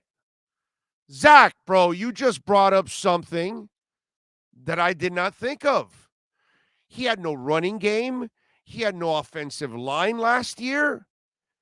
You know, he suffered the rib injury because obviously Jesse Davis couldn't block a shadow. But, dude, you are so on target. He was forced last year to get rid of it super quick. So this year, there are games where he's had a running game. He has normally time to pass. Last year, he had no time to pass. It was snap, waddle, snap, waddle, snap, waddle, snap, waddle. That's all it was last year. You hit on it, Zach. Last year, it forced his ass to get rid of it because they were on top of him right away, and he had no choice. I got to get rid of it super quick. He had one of the best completion percentages in the tightest windows in the NFL because none of his receivers could get any separation. Plus, they had no time. They had to get rid of it. So last year, you didn't get those hits because he didn't have the luxury of holding on to the ball. The rib one, he never held on to the ball. They just blew past Jesse Davis like a drive-through at Wendy's, and bam, hit Tua. You hit on it, dude. This is why he's having these issues this year and he didn't have them last year, because he has the luxury of actually hanging on to the ball. Wow. I didn't think about that. That's a good one, Zach. That's a really good one, dude. Yeah. Yeah, that's what happened last year. Nice job by you, dude. So, well, unfortunately, we can't go back to that offense because that offense sucks. But again, it's up to him to have the mentality of last year, this year. He has to, you can do it because you were forced to do it last year. This year, you're not forced to get rid of it in 2 seconds. I think it was like an average of 2.2, 2.4 or something. It was under the 2.8 average, his average release. It was super quick. And I'm sure if you look at his attempts this year compared to last year, I bet you there's a bigger distance in how much he's holding the ball. Nice job by you, Zach. Way to go. Yeah. So he has gotten too irresponsible with the time he has to pass the ball compared to last year. That's a really good one. That's a good one. John Yang, Big O, Tua is an issue physically. We need to move on. I can't argue with people that want to think that. I don't want to move on from the kid. See, John, the problem with that is it sounds great in theory. We got to move on, but he's still the best quarterback you've had since Marino. And let's not make it sound like you can just find another one. And as I said earlier on the show that you probably weren't watching at that time, in the last 50 years, Miami got lucky at the only franchise quarterback they have. There was no skill in drafting Marino. 5 other guys were already picked. He had a shit year. He had a cocaine rumor also. He was a party guy and all that stuff. And he fell. And you took him. And the rest is history. And he was a great, great, great, great quarterback. My favorite of all time. But, you think about it. Since then, You can't draft, you can't trade, you can't sign, you can't find one, bro. And this guy that you drafted is better, way better than anything you've ever had here since Marino. 1,000 times better than anything you've had here. I am not so quick to get rid of him. I want to rest him. I want to get his brain right. I want to get his head right. I want him to have the several months off now till next year, till September, till he faces physical play again, and get him reset and get him to play, as our friend Zach Morgan has discovered, to play like last year, to get rid of the football quickly. Because it is too hard to find these guys. So that's why, I love you all. Oh, let's move on. And you make it sound like, yeah, no, we've got Ron Wolf in the front office and he finds quarterbacks like it's going out of style. Of course, we've got Ron Wolf. He can always find a quarterback. Last time I checked, Ron Wolf is not in the front office. So disagree with that. Yeah, no, let's just give up. We'll go find another one. We always find another one. Yeah, that works out. So Zach says, Tua just got to learn to get rid of the ball and just go down. He's not Allen or Mahomes. Exactly. T-Bone says, why can't Tua take a 7-step drop back for more? No. Let me explain something to you. Okay. Here's the center, guards, and tackles. Okay. You take the snap, you take 1, 2, 3. Drop and release. Here are your tackles. When you do that, right? Like there, right? When you do 7, you're deeper. All of a sudden, the ends don't have to turn. It's a straight line to your quarterback. It becomes an easier play for the defensive ends. Why? Because instead of the 3, you're now taking 4 more steps. Okay? Or 2 more if you go 5 or 7. So now you've created a more direct line to your quarterback. 2, your quarterback is going to take another half second or a whole second to go to 5 or 7 steps, plant, and then read. So everything gets delayed. All the plays are taking longer to develop, and yet you've given a shorter distance for the defensive end to get to your quarterback. But if he has to go around your tackle and go in, it's a lot harder to do that than it is to just make some kind of a move and go a direct shot to your quarterback. So for those of you that think that might be a good option, no, that's actually an incredibly dumb option. You must have Hall of Fame tackles, and you got to be so sure about everything on your guards that nobody is going to get beat, because once you drop that back, your line becomes a wider protection, because obviously longer distance, you got to protect wider, which then opens up the gaps, and that just becomes a real problem for you. If your line is not elite, 7-step drops are incredibly dangerous in today's NFL. So, no. 7-step drops are not the answer for Tua Tagovailoa. That's the answer to get him killed. Okay? All right? That's the answer to get him killed. That's the problem. It's like Kurt Busch in NASCAR. He couldn't come back.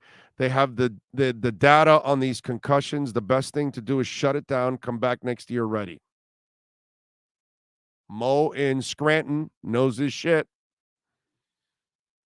That's it. And again, if you're too young, you don't remember. Although the Luke Kuechly thing should be a reminder for you. Did you notice how the concussions became more prevalent? And they were happening more often. And you may not be a Carolina fan, but go look at the history of his concussions. Eric Lindros. It it was happening more often. It's not a good thing, ladies and gentlemen. It's not. And the best thing for Tua, I get we have 25 years of frustrations, and you're so frustrated with everything, and you're pissed at the Dolphins, and you want to burn everything down, and you want to, put your foot through your television, and don't do that stuff. But you know what I'm saying? I get all of that. And, the fact that even it's like Matt Verderame said, even if they make the playoffs, this team is so injury riddled at this point. Come on, man. This team isn't going anywhere right now. And let me tell you something, man. What I've hated about this season so much, the thing I've hated the most about this season, the Dolphins didn't get a goddamn break. Not one, bro. It was injuries every damn week in the preseason training camp. It was every bad break that you can possibly get. Teddy Bridgewater getting knocked out of a game when he really wasn't knocked out of a game. Just things that happened to the Dolphins this year. It was one of those years like everything was against them, man. Just everything. It just pisses me off that like they could not get any. Look, Byron Jones. Even that shit didn't go well. Nothing, man. There's so many things that went wrong. And it was just like, no matter what, we're not going to allow you to enjoy anything because we're just going to hand you a whole load of bad karma. And by the way, I'm wondering, Stephen Ross, if you brought that bad karma on this team. Some of you talk, oh, no, they built this stadium on an Indian reservation. Yeah, well, how do you explain the Marlins winning 2 titles? So, I'm starting to think that Stephen Ross is the bad luck schleprock of this damn team. He gets busted. They take away the picks. I mean, how much shit could happen to this team this year? Not only did they have all the bad breaks of this year, but then that kind of stuff ruins your future. It's weird, man. That I got to say, that was the most frustrating thing. When sports and business collide, we like doing something on the show called the KSDT CPA Sports Business Report.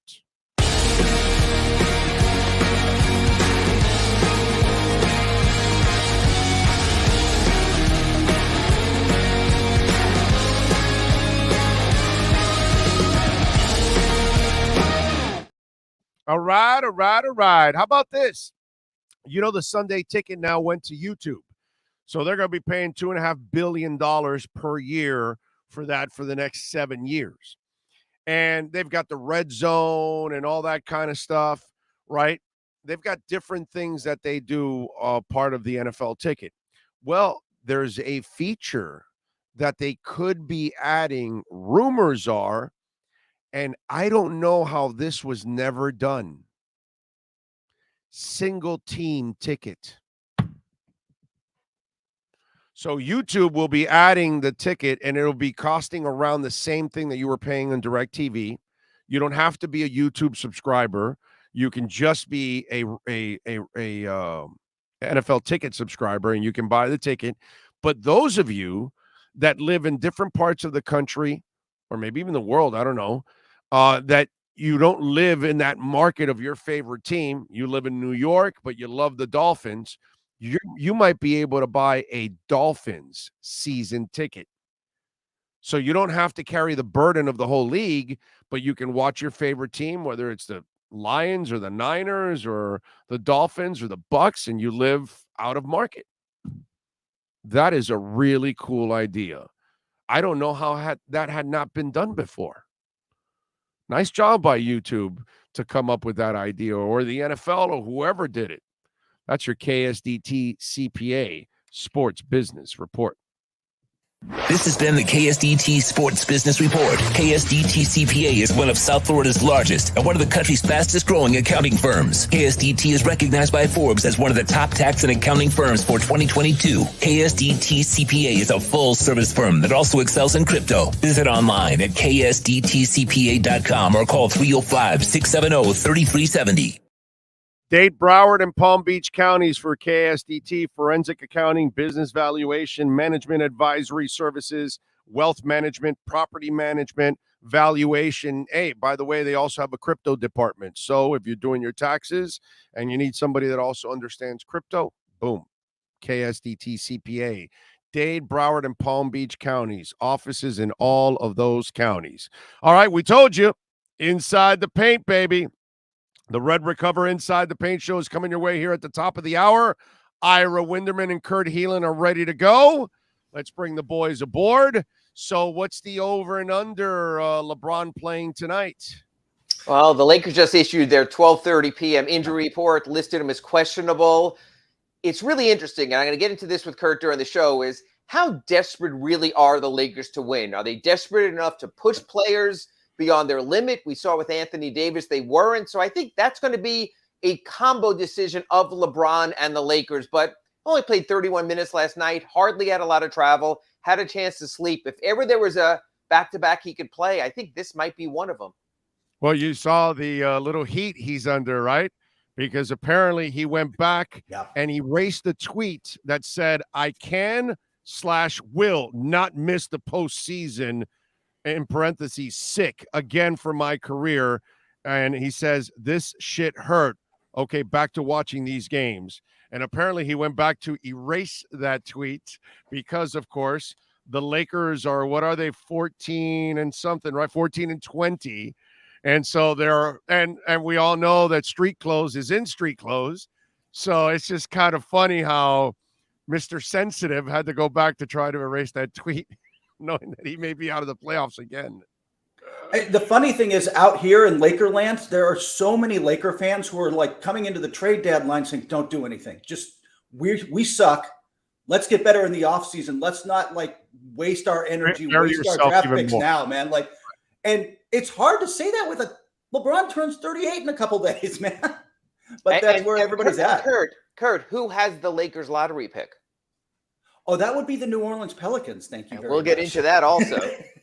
There you go. Lots to talk about. Will LeBron play? The return of Lonnie Walker IV to South Florida, baby. That'll be the subject here. Yes, sir. One hardcore hour of Miami Heat and NBA talk is coming your way right now with the redrecover.com Inside the Paint show with Ira Winderman and Kurt Heelan. That is next. Hey guys, this is Hayden Hurst, NFL tight end. I'm partnering today with Red Recover. We're going to run you guys through some drills.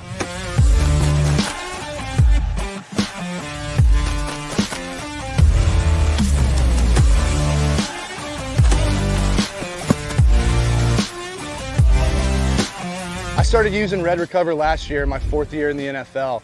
It just helps me on Mondays after games, get my recovery process started, get back into the fold of the week, and get ready for the following Sunday. If you want to recover like me, use Red Recover.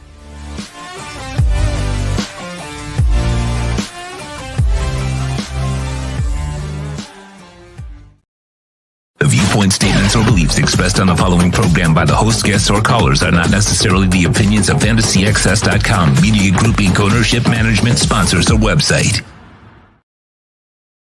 NBA fans, it's time for the RedRecover.com Inside the Paint show with Ira Winderman and Kurt Heelan.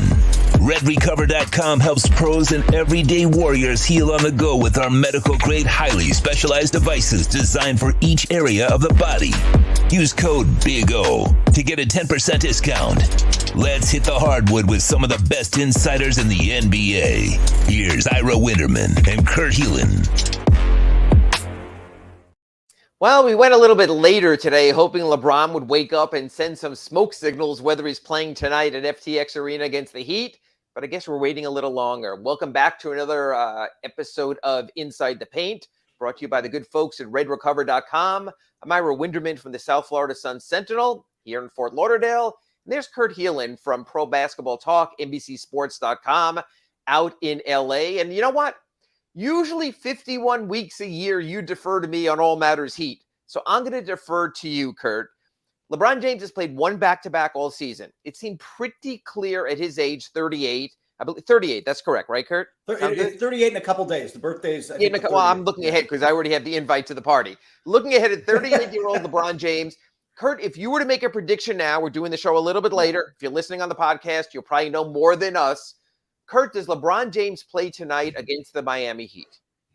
I bet he doesn't. I think that I mean, it is Miami, and I think that changes the dynamic. A place he has obviously deep connections and ties. That said, like you said, he's only done it once this year, and there you watch him, or you don't even need to watch him. You can listen to his words, but you watch him. There is a resignation about him and where this team is right now. And I'm not sure, again, Miami might be the difference, but if I were to bet, if I'd say 55, 60% that he's not doing this to his body. He's still trying to look long-term because I think he realizes they're not winning much this year. Well, and that's interesting. And by the way, we'll get into plenty of Heat talk. Please hit us up on the chat board. I know it's Tua Mania here, and I have sort of some cross-talk on that I want to get to with Kurt also regarding learning how to fall like Dwayne Wade. But I want to stay with this LeBron thing because honestly, if it fascinates me, well, screw everyone else. I want to get some answers. Kurt, I don't understand this. The Lakers came into the season. We all looked at that crap polar roster and thought maybe play-in. I think you gave them the benefit of the doubt on the play-in. I think I had them 8th or 9th. I'd have to go back and look, but something like that. Gave them a chance, win 1 or 2, get in the playoffs, sort of the familiar pattern.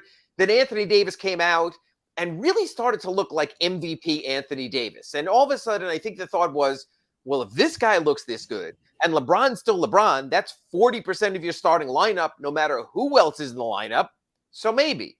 Then Anthony Davis goes out for at least a month, a little bit longer. So what I can't read from here going into one of 2 Lakers games, honestly, over the next week, the Heat also play in Los Angeles next Wednesday, are the Lakers themselves, two-part question here, a lot of quizzes here for you today, Kurt. Two-part question. Are the Lakers going all in for the playoffs? Because you mentioned with Big O on the crosstalk, they do not have their lottery pick. That goes to the New Orleans Pelicans. And is LeBron going all in on the playoffs? Or remarkably, by December 28th, have both of them realized it's not happening?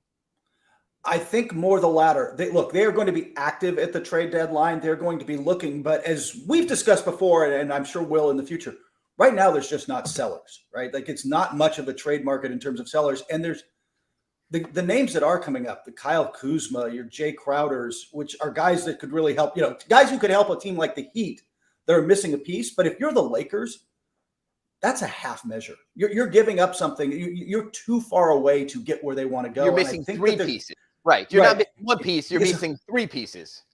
And because of that, there is a growing sense that they are just largely going to keep their powder dry or make a smaller move. If they could trade Beverly and Nunn in a second rounder and get something that helps them, great. But that's the kind of thing they're looking at. They are not going to go all in. They're going to keep their cap space for next year. And then, bank on being the Lakers the way sometimes Miami banks on being Miami and hope that a free agent comes. Just like the Heat thought Kevin Durant was coming this summer, they were going to lure someone, bright lights, big city. That's the life for me. I get all of that.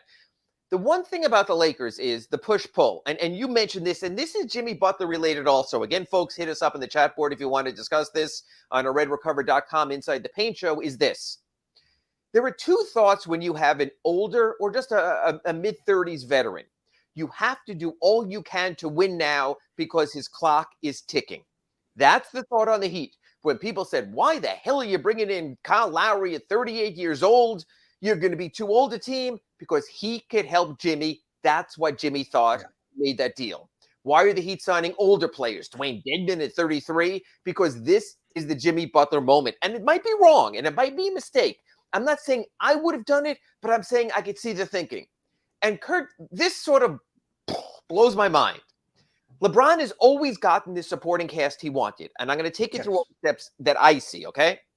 He comes to Miami. They have this young kid, Michael Beasley. Say what you want or what you don't want. LeBron's, I ain't doing no Michael Beasley. I want Mike Miller. He's my guy. Get rid of Michael Beasley. Bring in my guy. Oh, I'd like Ray Allen. Can I have Ray Allen, please? Hey, this Birdman guy, love a mohawk. I mean, I want Birdman also. And he constantly gave LeBron, regardless of age, what he wanted. Then when they didn't, when Mike Miller was let go to save on the luxury tax, LeBron was, yeah, this isn't the place for me.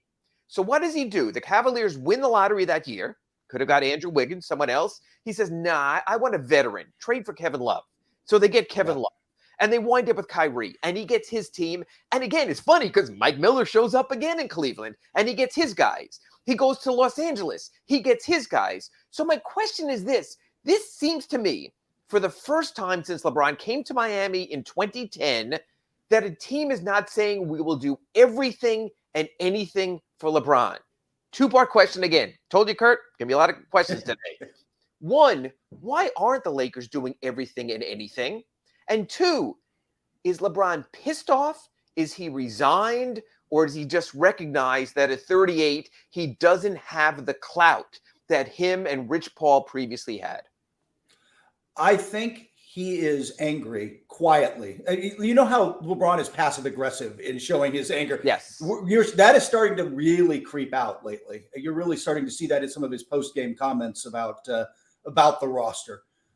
I think the problem is this. He did something he really never does, which is use the extension as leverage. Hey, you've got to bring in Mike Miller if you want me to re-up for, he made those kind of plays.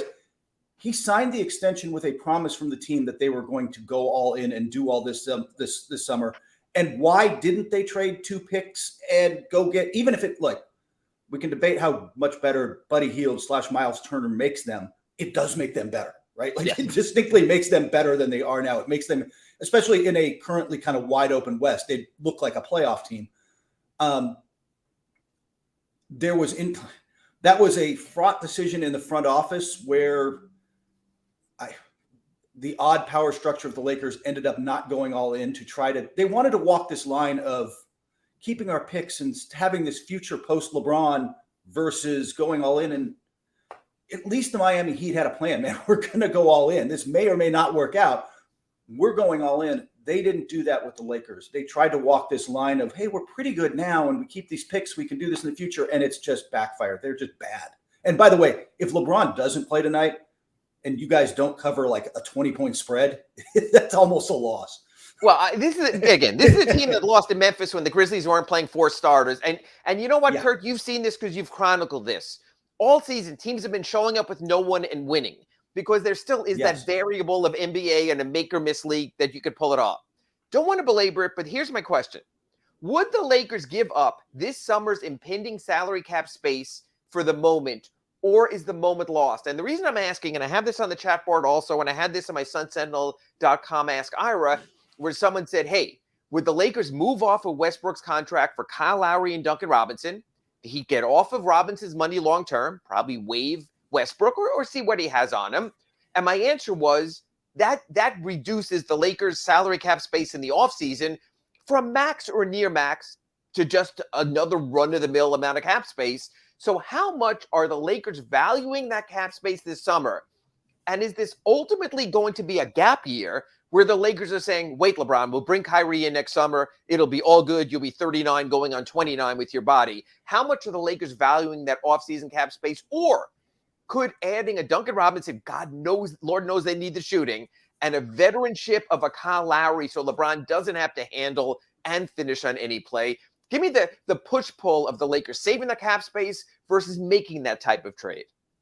While the Lakers probably should have made that kind of move again during the offseason or earlier, I think they've reached the cap space has been golden for them. It has been the thing in their plans from day one that they would not give up. That was the most sacred thing. They did not want to take on long-term salary because you mentioned the name. There are other guys potentially, but you mentioned Kyrie Irving, who is a bit of a wild card, to put it politely, and but has hinted that he would come back to play with Los Angeles. If they can get him enough money to come back, and they don't quite get to max, but they can get north of 30 and maybe make some other moves. If they can, because Westbrook just comes off, they've just kind of accepted Westbrook's coming off the books and we're okay with that. Besides, since he's accepted the 6th man role, he's been okay. Like, he's been solid. He's been triple he's double not winning last night, tied Detlef Schrempf's record of 3 triple doubles off the bench in a season. Clearly, he'll break it because the one thing we know about Russ is he loves him some stats.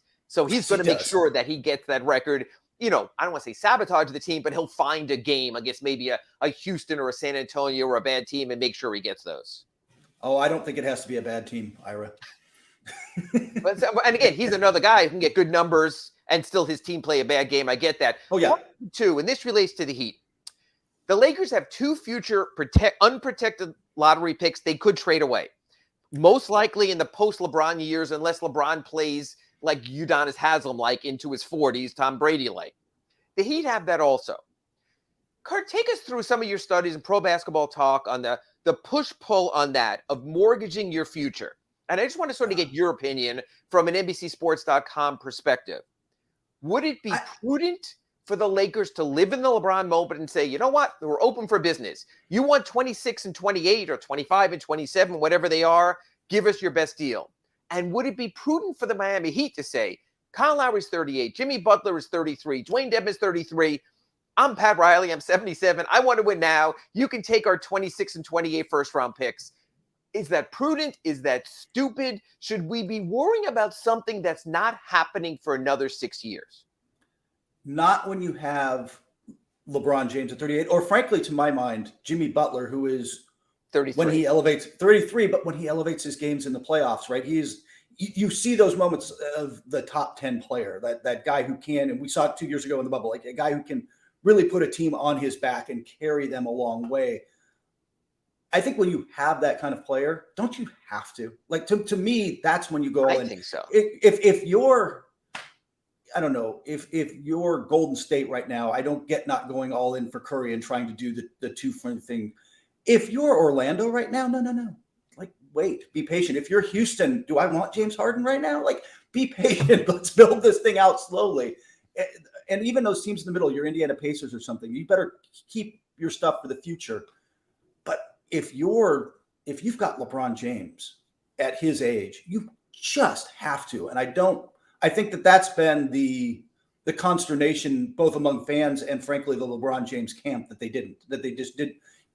I don't get why you don't go all in. Yeah, I think if I was the Heat, I would do the same if the right deal was there. If it was packaging someone for this season by February 9th, the NBA trading deadline, and live in the moment. Because here's the other part of it. People are talking about the Lakers' 2 future picks as if they're guaranteed number 1 picks or lottery picks. Now, I agree. The future looks reasonably bleak for the Lakers. But it's really hard to be really bad in this league. You have to work to be terrible. And unless you have one of the 4 worst records, the odds are not very good. You're going to get a number 1 overall pick. And again, here's the other part of it. For every Victor Wembanyama draft, we're going to be great, he's the ultimate, there's an Andrea Bargnani draft when number 1 is just a guy. Maybe with Paolo, it's a little different this year. We'll see. But yes, there were LeBron drafts. There were the Tim Duncan drafts. There were the David Robinson drafts. But Kurt, you know this every year. You do your mock draft at Pro Basketball Talk at NBCSports.com. And there are years when the guy you have number 1 could be going number 4 or number 5 because there's just the wide open pool. So this thought that your future lottery pick is an automatic franchise-turning player, no, I've seen enough number 1 picks to know that's not the case, that sometimes it's just a good player. I think people overvalue it because the unknown is still more tempting. I think you hit the nail on the head, right? I'm going to choose what's behind curtain number 2 instead of the car because I don't know what that is. And I'm kind of excited about curtain number 2. That's the lure, especially a draft picks for like you said, a Lakers team that's going to be questionable in the future. But the flip side of that is, again, just like you have in Miami, this is a market that lures people in, and they are the biggest there will always be brand someone in the who wants NBA. to play for the Lakers, and there'll probably be someone who wants to play for the Lakers more than the Clippers, no matter how good the Clippers are, just because they're the freaking Lakers. And Kurt, I know this, and I'm going to be out there next week on January 2nd. The Heat play the Clippers. On January 4th, they play. And I'll see you there. It'll be nice. We'll do our show from the lobby. And I'll see you there on Wednesday also against the Lakers. I know this. The Clippers game will be a game. And maybe Clipper Darrell will be shouting something when someone's at the foul line. It'll be kind of funny, and that'll be it. But the Laker game will be an event. even though the Clippers are the playoff team and the Lakers aren't, the theater lighting for the Lakers, Lawrence Tanter doing the announcements, it just feels nostalgic. It just feels championship and iconic like. I love now how the Clippers cover the Lakers banners as co-tenant in crypto.com arena versus the way it was when Staples Center first opened. So I think the Lakers look as players. And matter of fact, I'm going to say this also, and I don't mean this to be blasphemy. I think there's a better chance in 2027 of the Lakers still being a want to be at destination franchise than the Heat for this reason. The Lakers' aura transcends all. It doesn't matter if Jeannie Buss is running it. It doesn't matter who's running the situation. Rob Pelinka, whatever. Mitch Kupchak. But the Heat are Pat Riley. And it's going to be very interesting in the post-Pat Riley era to see who that iconic presence is. Might be Eric Spoelstra. I don't know if he's iconic. That's the difference. It might be Shane Battier, the Duke connection from Nick Harrison. We'll have to wait and see. So I think that's the difference. I know we might run late on this segment because there's something I felt, since we're talking mostly NBA talk in the first segment, I had to get to. I think it's a 3-word name. I'm not sure, but I'm going to go with this name. You might be familiar with it, okay? Luka freaking Doncic. Holy crap. Holy my God. crap. His team is down 9 points with like 35 seconds to go. He does the throw the ball off the rim, knows not to go in the lane, gets the ball, forces overtime, puts the stinking Knicks in their place. You have seen iconic before. Now, especially regular season, because I know you're going to tell me, no, it doesn't equal Ray Allen's three-pointer. No, total points don't matter in the playoffs. How does that rank for you in your lifetime? So I'll shorten up the time frame a little. What Luka Doncic did last night against the Knicks. For those who don't know, Luka Doncic closed with 60 points, I think 21 rebounds and 10 assists, and led his team back from 9 points down in the final 30 seconds of regulation to win in overtime. It ranks up there with like, I was trying to think of like what other insane endings have I ever seen where I'm like, and often you flip to playoff like moments, like it's Ray Allen type stuff. And I don't want to go like comparing playoffs to regular season, but I don't remember a regular season game where, I mean, Luka is such a heliocentric offense. They are so, everything revolves around what he has to do. And when their guys knock down shots, Christian Wood suddenly hits a few and everybody else starts knocking down shots. They're kind of dangerous. That final minute was wild. And the other part of that, Ira, you could see if Jalen Brunson didn't play, my God, you could see how much the Knicks need him as a floor general and stabilizing force. He was worth that hard at the seams. Oh yeah. He has earned every penny from them, but Doncic that's the kind of thing that moves you up in MVP ladders, doesn't it? Yes. And that's where I want to stop this segment for this reason. I want you to sort of percolate and for everyone out there listening to ruminate on this on our chat board is this. After watching Luka, it sort of dawned on me, you better have a superstar if you want to win a championship. Milwaukee has it in Giannis. I believe Boston now can say that they have it right now in Jason Tatum. I think the Sixers have it in Joel Embiid. These teams are showing they have superstars. The Nets, we know, have it in Kevin Durant, the way the East is shaping up right now.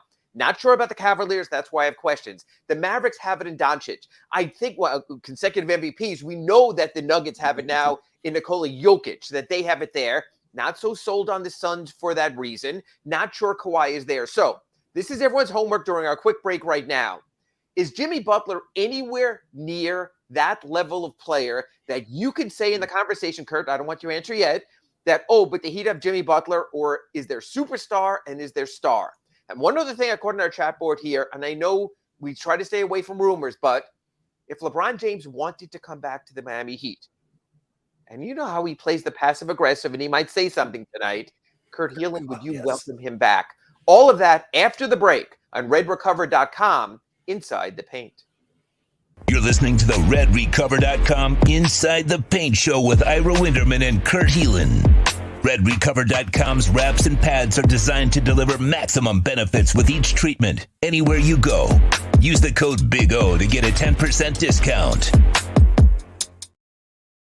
There's no need to drive around South Florida wasting valuable time looking for a new or certified pre-owned Acura. Go to the #1 volume sales dealership in the Southeast United States. Craig Zinn's Acura of Pembroke Pines. Purchase with pace and space in a dealership tailored to your needs. From home buying to providing that personal touch. Contact the 2020 Satisfaction Award winner Craig Zinn's Acura of Pembroke Pines. 888-776-5123. That's 888-776-5123. Or visit them at 15601 Pines Boulevard in Pembroke Pines.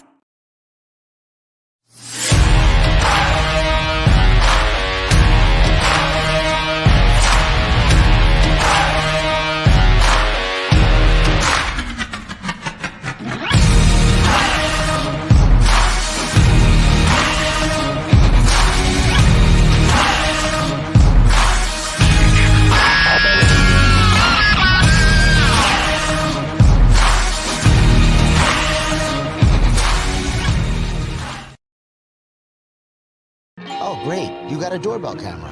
Now you got a front row seat to your house getting robbed. No. And there's nothing you can do about it. Get out of my house! Ooh, mom's jewelry. There goes the TV. I'm sure it'll turn up at the pawn shop. No! Just because you can see them, that doesn't mean you can stop them. With Sloman's, you get 24-hour monitoring, a free home security system, and professional installation. Plus, a free doorbell camera. Free? One that'll actually work for you. It's not total security unless it's the Sloman Shield. Call 1-800-ALARM-ME. Welcome to Red Light Therapy, a revolutionary technology perfected by NASA to aid in muscle strengthening and recovery. Red and infrared light has the capacity to penetrate deep into the cell's mitochondria, potentially leading to increased energy, faster recovery, and the optimal performance your body demands. Train, fight, recover.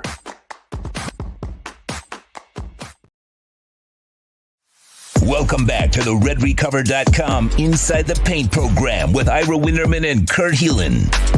Go to RedRecover.com to learn more about red light with videos, blog posts, and 40 years of medical research to treat pain, inflammation, and overall well-being. Use code BIG O to receive 10% off your order. Here's Ira Winderman and Kurt Heelan. And we are back on RedRecover.com Inside the Paint, our weekly show. If you missed our first segment, we were debating LeBron James, where he stands in the NBA. Spoke a little bit about Luka Doncic. You can catch that on any of our Big O podcast outlets. Smash like buttons. If you break your computer, Big O will buy you a new one. I'm Ira Winderman from the South Florida Sun Sentinel. He's Kurt Heelan from Pro Basketball Talk and NBCSports.com. I did promise we'd get to the chat room, and I want to get to that, so I'm going to put on my old man reading glasses, because if Eric Reed can wear them on the air, I'm not going to feel so damn guilty. Kurt, we didn't get to a lot last week. We kind of ran in a different direction, so I'm going to go through some of these. I know I'm actually looking in the wrong direction here, because I should have this computer on that side, but first one up. And again, Kurt is our resident expert on the Lakers. He's based out there in Los Angeles, and he slept in today, so we know that he's going to be refreshed and ready with answers. So here we go. Heat should win tonight, Dow fan says. Kurt, you know the Lakers. Give me the two scenarios. How does the game shape up with LeBron James, who's still questionable, without LeBron James? With LeBron James, they're a challenge because he is still one of the great. Look, he can score, he can play make, and if he gets other guys going, if Thomas Bryant knocks down some shots, if Russell Westbrook comes in, they're not easy to beat. They're beatable, but they're not easy to beat. If he doesn't play, they're a JV team. They just lack that they lack the shot creation, and you can you should win by 20, but we know how that goes in the NBA sometimes, where the team that should win takes their foot off the gas and it's closer than it should be. But they're not good without him. Well, and we also talked about the Lakers trade last year with Washington, where they gave up all of their depth and how much it hurt. And there's a dynamic going on here, and Dolphin asked this question also, and I'm curious about your take because you saw him play with the Lakers. This whole Kyle Kuzma trade thing, and I believe he's going to be an impending free agent. No one wants to pay anyone, so they want to get off the money. People are mentioning him possibly to the Heat. Certainly at the 4, he would fill a void, a unique 4, but they've been undersized anyway. Kurt, how do you value Kyle Kuzma in two ways? How much currency would you give up for him, draft choices or otherwise? And number 2, as an impending free agent, what's he really worth? The second one I can answer only because I've talked to people about this one around the league. I think you're talking about somebody making a Brunson-like contract, 100 to 110 million over 4 years type of deal, 25 million. He is a 20-point-a-game scorer. Now, Washington's asking him to do a lot, but he's a 6'8" two-way wing who can shoot the three, Ira. It's the value for that in the NBA is incredibly high right now. And he's going to get paid this summer one way or another. He's on a $13 million contract. He's already said he's opting out because he'd be an idiot not to.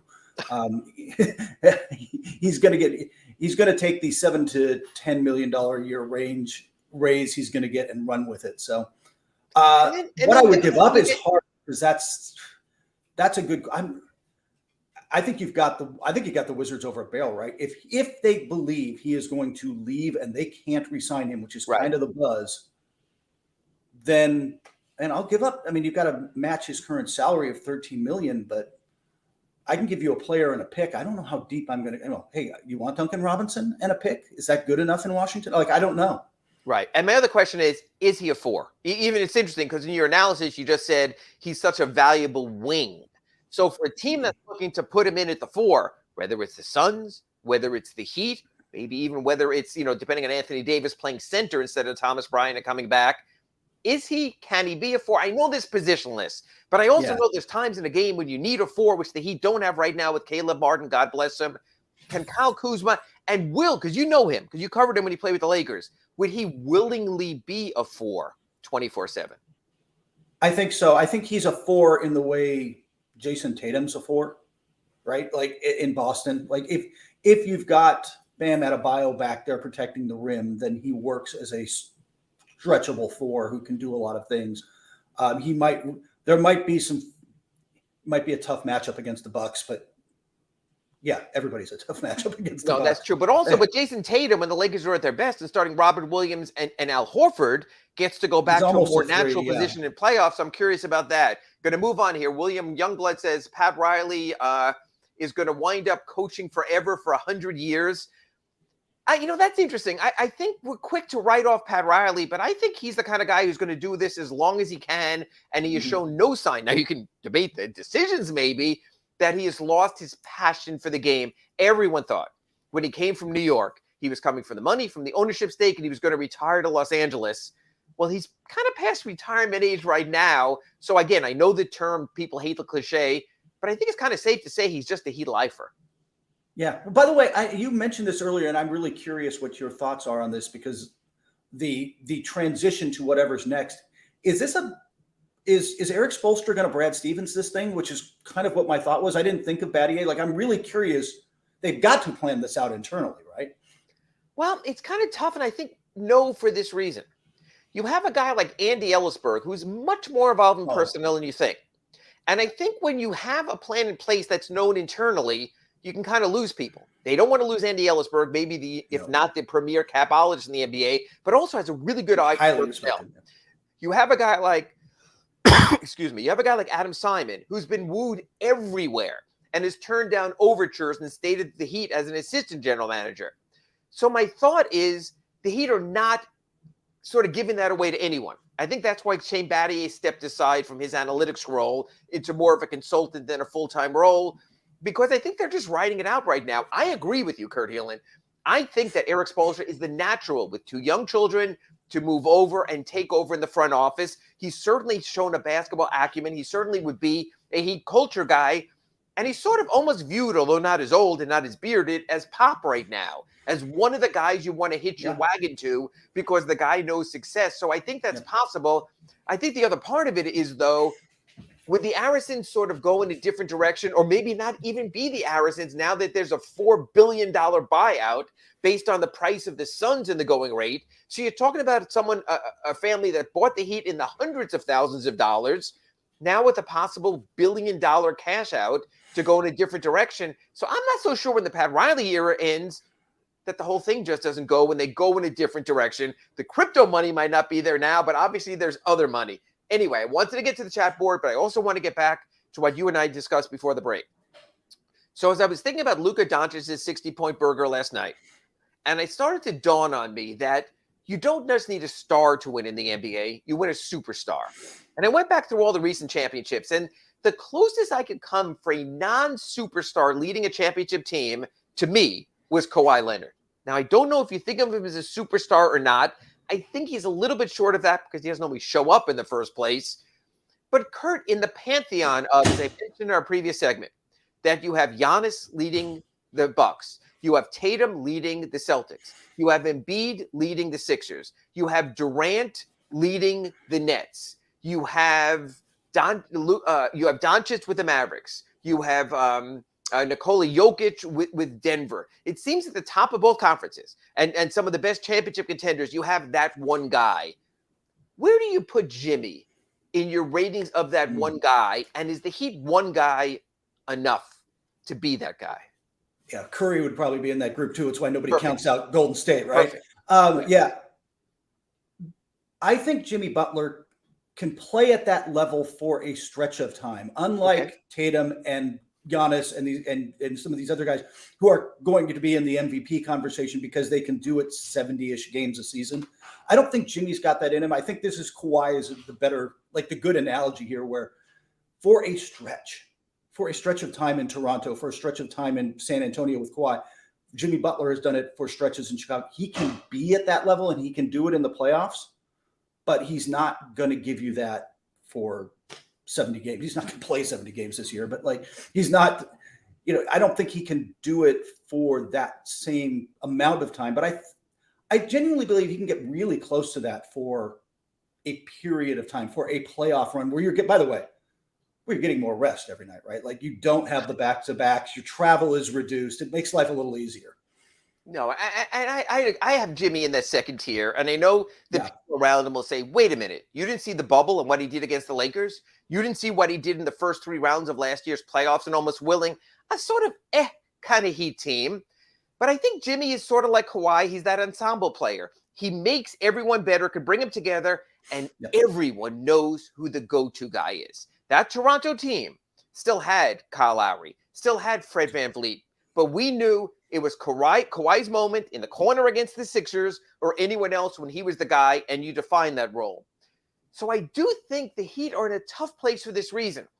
For the Heat to win the championship with Jimmy Butler, it's going to have to be the hard way. It's not going to it can't be a give him the ball and get out of the way, which is what I saw from Luka yesterday when he had his 60-point for the Mavericks. I know it was just regular season, but you saw that unbelievable greatness to overcome any deficit, 9 points last 30 seconds, any moment, get your own rebound at the end of the game, put up the offensive rebound attempt, tie the game.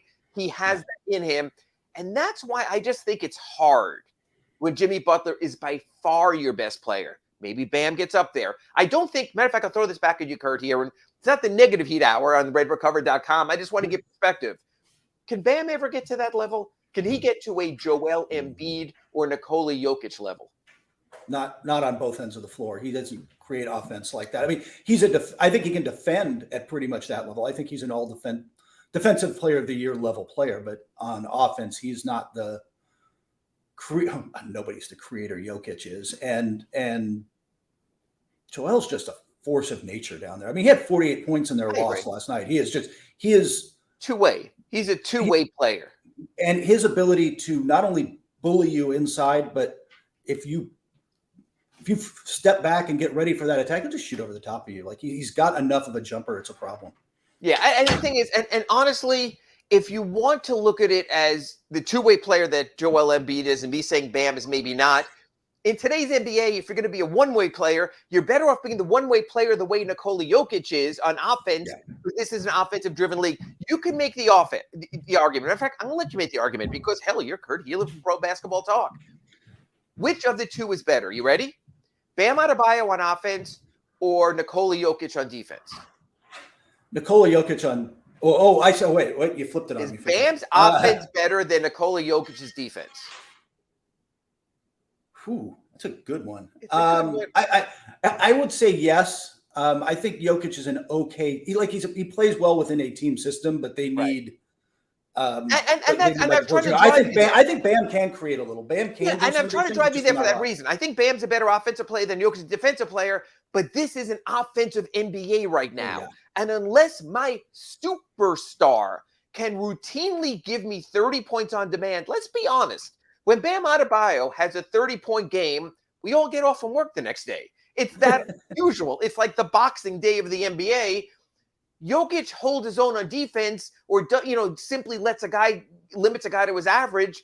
That's all he needs with the way he does it, with his points, with his assists, with his rebounds. That was one thing I threw at you before the previous break. You can hear that segment on our Big O Show podcast. The other question I asked you is this.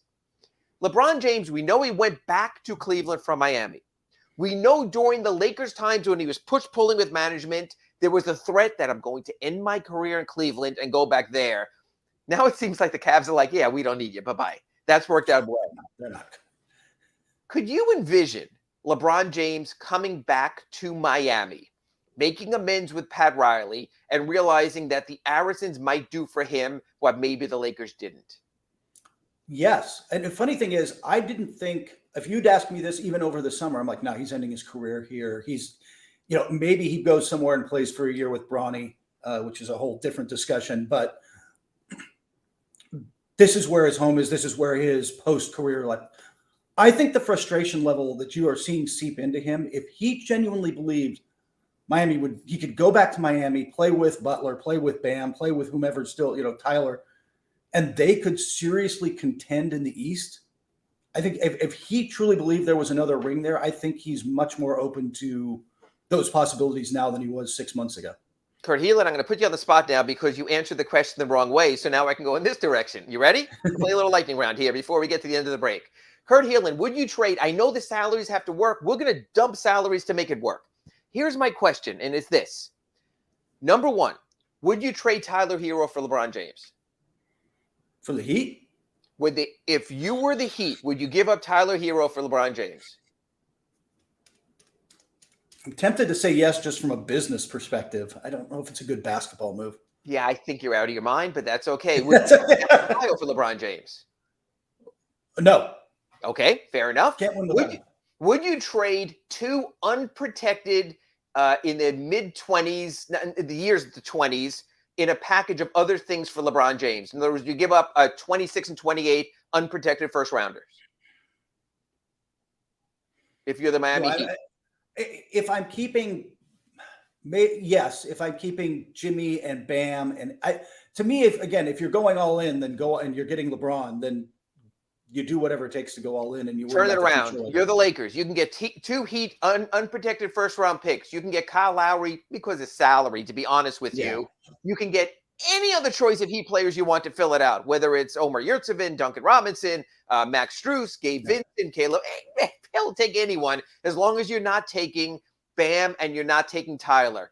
Is that enough for the Lakers for them to have to face their fans at Crypto.com Arena and say, everything we gave up for LeBron James, all the hope we've given you, the 2020 NBA championship, it's over? Would the Lakers do that? No, I don't think that. I think he would have to leave as a free agent, which he can do after not this season, but the next one. I don't think that even if he went to them, I'm not sure that they would trade him at this point because I just don't think they could. Even if he told them they were leaving, I'm not sure mentally they would do it. And here's my other question before we go to the end of this segment. We'll be looking at the Heat's upcoming road trip in a couple of seconds when we come back on the other side. But this question to you.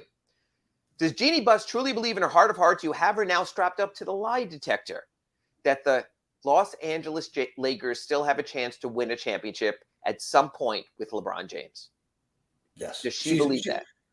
Yes, because she is a relentless optimist. Does LeBron James still believe he has a chance to win a championship with the Los Angeles Lakers? No. My guess is, Mike, I think he's lost that faith. Interesting. We'll let people marinate on that. When we come back after this break on RedRecover.com Inside the Paint, we're going to talk about the Heat's upcoming road trip. Some have already written me at AskIra@SunSentinel.com that it's a road to ruin. It's a trip against the Nuggets, against the Jazz, against the Clippers, against the Lakers, against the Suns. How's that going to shake out? We have the king of the Western Conference over there in Los Angeles. So we'll get back to that after this break on RedRecover.com Inside the Paint. You're listening to the RedRecover.com Inside the Paint Show with Ira Winderman and Kurt Heelan. RedRecover.com's wraps and pads are designed to deliver maximum benefits with each treatment, anywhere you go. Use the code BIG-O to get a 10% discount. When you move, you need a reliable company led by passionate folks, eager to assist its customers during a transitional process that needs to be smooth. Call Essential Moving Experts at 844-368-5750 for all your local and long-distance moving needs. You can rely on Essential Moving Experts. Mention the Big O Show and get $150 off. Family owned and operated, they offer free 30-day storage, full-service moving, fully licensed, bonded, and insured. Moving was never so easy. EssentialMovingExperts.com. If you're a Miami sports fan, then there's only one store to go to, and that's Caneswear at Miami Fanwear in Davie. They're your one-stop shop for all your Inter Miami CF, Canes, Dolphins, Panthers, and Marlins merchandise. They have hats, t-shirts, game day jerseys, and so much more. Located at 2511 South University Drive in Davie, and open 24/7 online at caneswear.com or intermiamiwear.com. Call them at 954-835-5597. Caneswear, the spot where Inter Miami and all Miami sports fans shop.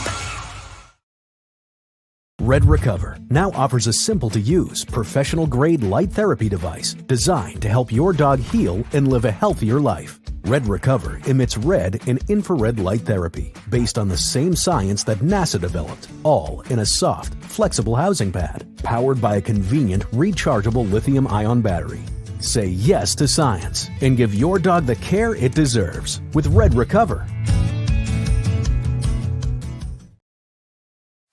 Welcome back to the RedRecover.com Inside the Paint program with Ira Winterman and Kurt Heelan. Go to RedRecover.com to learn more about red light with videos, blog posts, and 40 years of medical research to treat pain, inflammation, and overall well-being. Use code BIG-O to receive 10% off your order. Here's Ira Winterman and Kurt Heelan. And as the chat board's been reminding me, maybe I should bring some Red Recover down for LeBron James tonight based on his decision of whether to play or not play against the Heat. I'm Ira Winderman from the South Florida Sun Sentinel. He's Kurt Heelan from Pro Basketball Talk and NBCSports.com. And this is the RedRecover.com Inside the Paint Show, our final segments. If you missed either of the first two segments, go to our podcast outlets for the Big O Show. You can catch the whole thing in their entirety. We debated LeBron. We debated Doncic. We debated Jimmy Butler. And now I want to discuss what we like to do at the end of every week's show is the Heat's upcoming schedule. We talked about this and touched on it in the first segment, but since it is tonight's the night, Los Angeles Lakers versus Miami Heat. Kurt, I know you say this should be a Heat win, LeBron or no LeBron. You've seen the rest of the Lakers roster. What would it take for the Lakers to come out, from your Los Angeles perspective, with a victory tonight at FTX Arena? A little unfocused Heat defense and this does happen nights. Shooting from the guys not named LeBron. It ultimately does come down to Dennis Schroeder and Austin Reeves, and some of those guys, their role players. When they knock down shots, then it's kind of like Dallas around Luka, right? Like suddenly there are guys who can make things happen for them. It's just so wildly inconsistent, even quarter to quarter, that who the heck knows. Yeah, I'm curious about that. And there's one other thing, because people have asked me to check in on that, and I do check the box scores. And until garbage time, I saw nothing yesterday. Kendrick Nunn leaves the Miami Heat in free agency. They rescind his qualifying offer. He goes to the Lakers. That's the summer when the Lakers are trying to do a whole bunch of little pieces because they thought that's all they needed. Then he has the bone bruise. He misses an entire season. We forget about Kendrick Nunn. But he comes back and says, I'm going to be better than ever. And the Lakers, to a degree, the way they went amid their free agency, about their free agency, they said Kendrick Nunn will be a rotation player. Okay. Heelan, what the hell has happened to Kendrick Nunn? He's just not consistently that guy anymore. I mean, he's just getting outplayed by Austin Reeves and some of these other guys in the rotation. He has not bounced back defensively. I mean, you saw him with the Heat. I mean, they didn't extend him, but like you saw flashes there of like, this guy could be a really solid rotation, night in, night out guy. And he just isn't that guy every night anymore. And they were counting on him to help improve their defense and athleticism. And it's been kind of meh. And it's interesting because, and this is something I'm curious about, he had been mentioned as a trade chip. They had mentioned we have the draft choices, and we could throw in Beverly, and we could throw in Kendrick Nunn. Is Kendrick Nunn even a trade chip? And shouldn't the Lakers maybe, like you and I talk about this weekly here on RedRecover.com with Duncan Robinson, hey, you need to showcase someone if you want to trade him. Can the Lakers even turn him into an asset at this point, Kurt? They certainly might as well. It's not like the rest of the rotation is tearing it up, right? He's still getting some minutes out there. He's just not. He's been very mid, to use the in term. He's just not. He's okay, and I'm not sure he's. I would put it this way. I don't think he's a trade asset. It's, hey, we can move 5.5 million or 5.7 million or whatever his number is exactly with a pick, and maybe we can get something back that actually does help us. What did you think he would be? I thought he'd be a solid rotation player. I thought he'd be a guy that 4, 5, 6, 7 in the rotation somewhere and just be solid for them. But he hasn't been that guy. And I want to ask you about part two. A lot of people who are trying to do heat trade permutations are bringing up the Russell Westbrook contract. Mostly as an expiring contract. This is something from an outside that I sort of find confusing. I want to get your thoughts on. I don't think Russell Westbrook is a terrible player that, if you have him on our team, we stink, we can't play him, get him out of here, he can't play. No. I don't get all the Russell Westbrook, I don't want to say hate, but I just don't get it. How did Russell Westbrook go from a player that is so disdained, that people scoff that if you're going to trade for him, you got to cut him and just eat the money, eat the $40 million because you don't want him on your team. And yet I see he's still getting his numbers, and he's helping to a degree, and he seems to be willingly playing off the bench. Is Russell Westbrook the garbage that people made him out to be during the awful Lakers start? Is he still a playable player? And I want to phrase it to you this way. I want to sort of couch it this way, frame it this way. If Russell Westbrook gets traded, are there teams who still might look at Russell Westbrook and go, you know what? We can play him. We'll give up Miles Turner and Buddy Hield, and we'll bring him in as our shooting guard. In other words, why is he so polarizing? And can Russell Westbrook, let me phrase it this way, contribute to a winner? Contribute, yes. I think it's this. I think the problem was that he still, up until the middle of the season, he demanded to play like Russ and kind of be the alpha dog. And even around LeBron James was pounding the ball for 14 seconds and then just taking the ball out of his hands. And he's not that guy anymore. He is not the guy from OKC putting up a triple-double average anymore. He's just not that efficient. And that rush frustrates fans because he still demanded to play that way. But now accepting a role, was he wildly overpaid? Sure, but he can contribute. He can be I'm really curious what the market's going to offer him. Is he a $17, $20 million a year player now? I want to throw it to you the other way, because I want to throw it to you in both in trade and in free agency for this. Because again, you're out in LA, you've seen these guys, you've heard the stories, you've had a chance to interact, and this. Which means more? I'll give you 3 options. I was going to give you 2, but I'm going to give you 3. Which means the most to Russell Westbrook? Contending for a championship, getting his numbers so he can live the star life, or getting his dollars, even though he's well over probably 400 million or at least 300 million at this point in his career. Of those 3 things, getting his numbers, competing for a championship, or getting his dollars, where do you think Russell Westbrook's head is at right now? It's a really good question. My guess is dollars. He has also been really vocal. It'll be the other thing that's going to be really interesting, and I think influences him. He has been personally really happy the last 2 years. He is home around his kids, around his family, in the place he grew up. There is a comfort level within Russ of where he is as a person right now, that even if he's not back with the Lakers next year on some much lesser deal, which is very possible, I could see him doing a Chris Paul type of thing where, hey, all right, I'm going to be in Phoenix because I'm close. He's going to find ways to I think that comfort level is going to matter a lot to him. But after that, it's money. I think he's moved on from the numbers a little bit. I think the ring would matter to him, but money. This is the part I don't get about it. And I've been doing this, you might know, for a long time, for over 2 decades.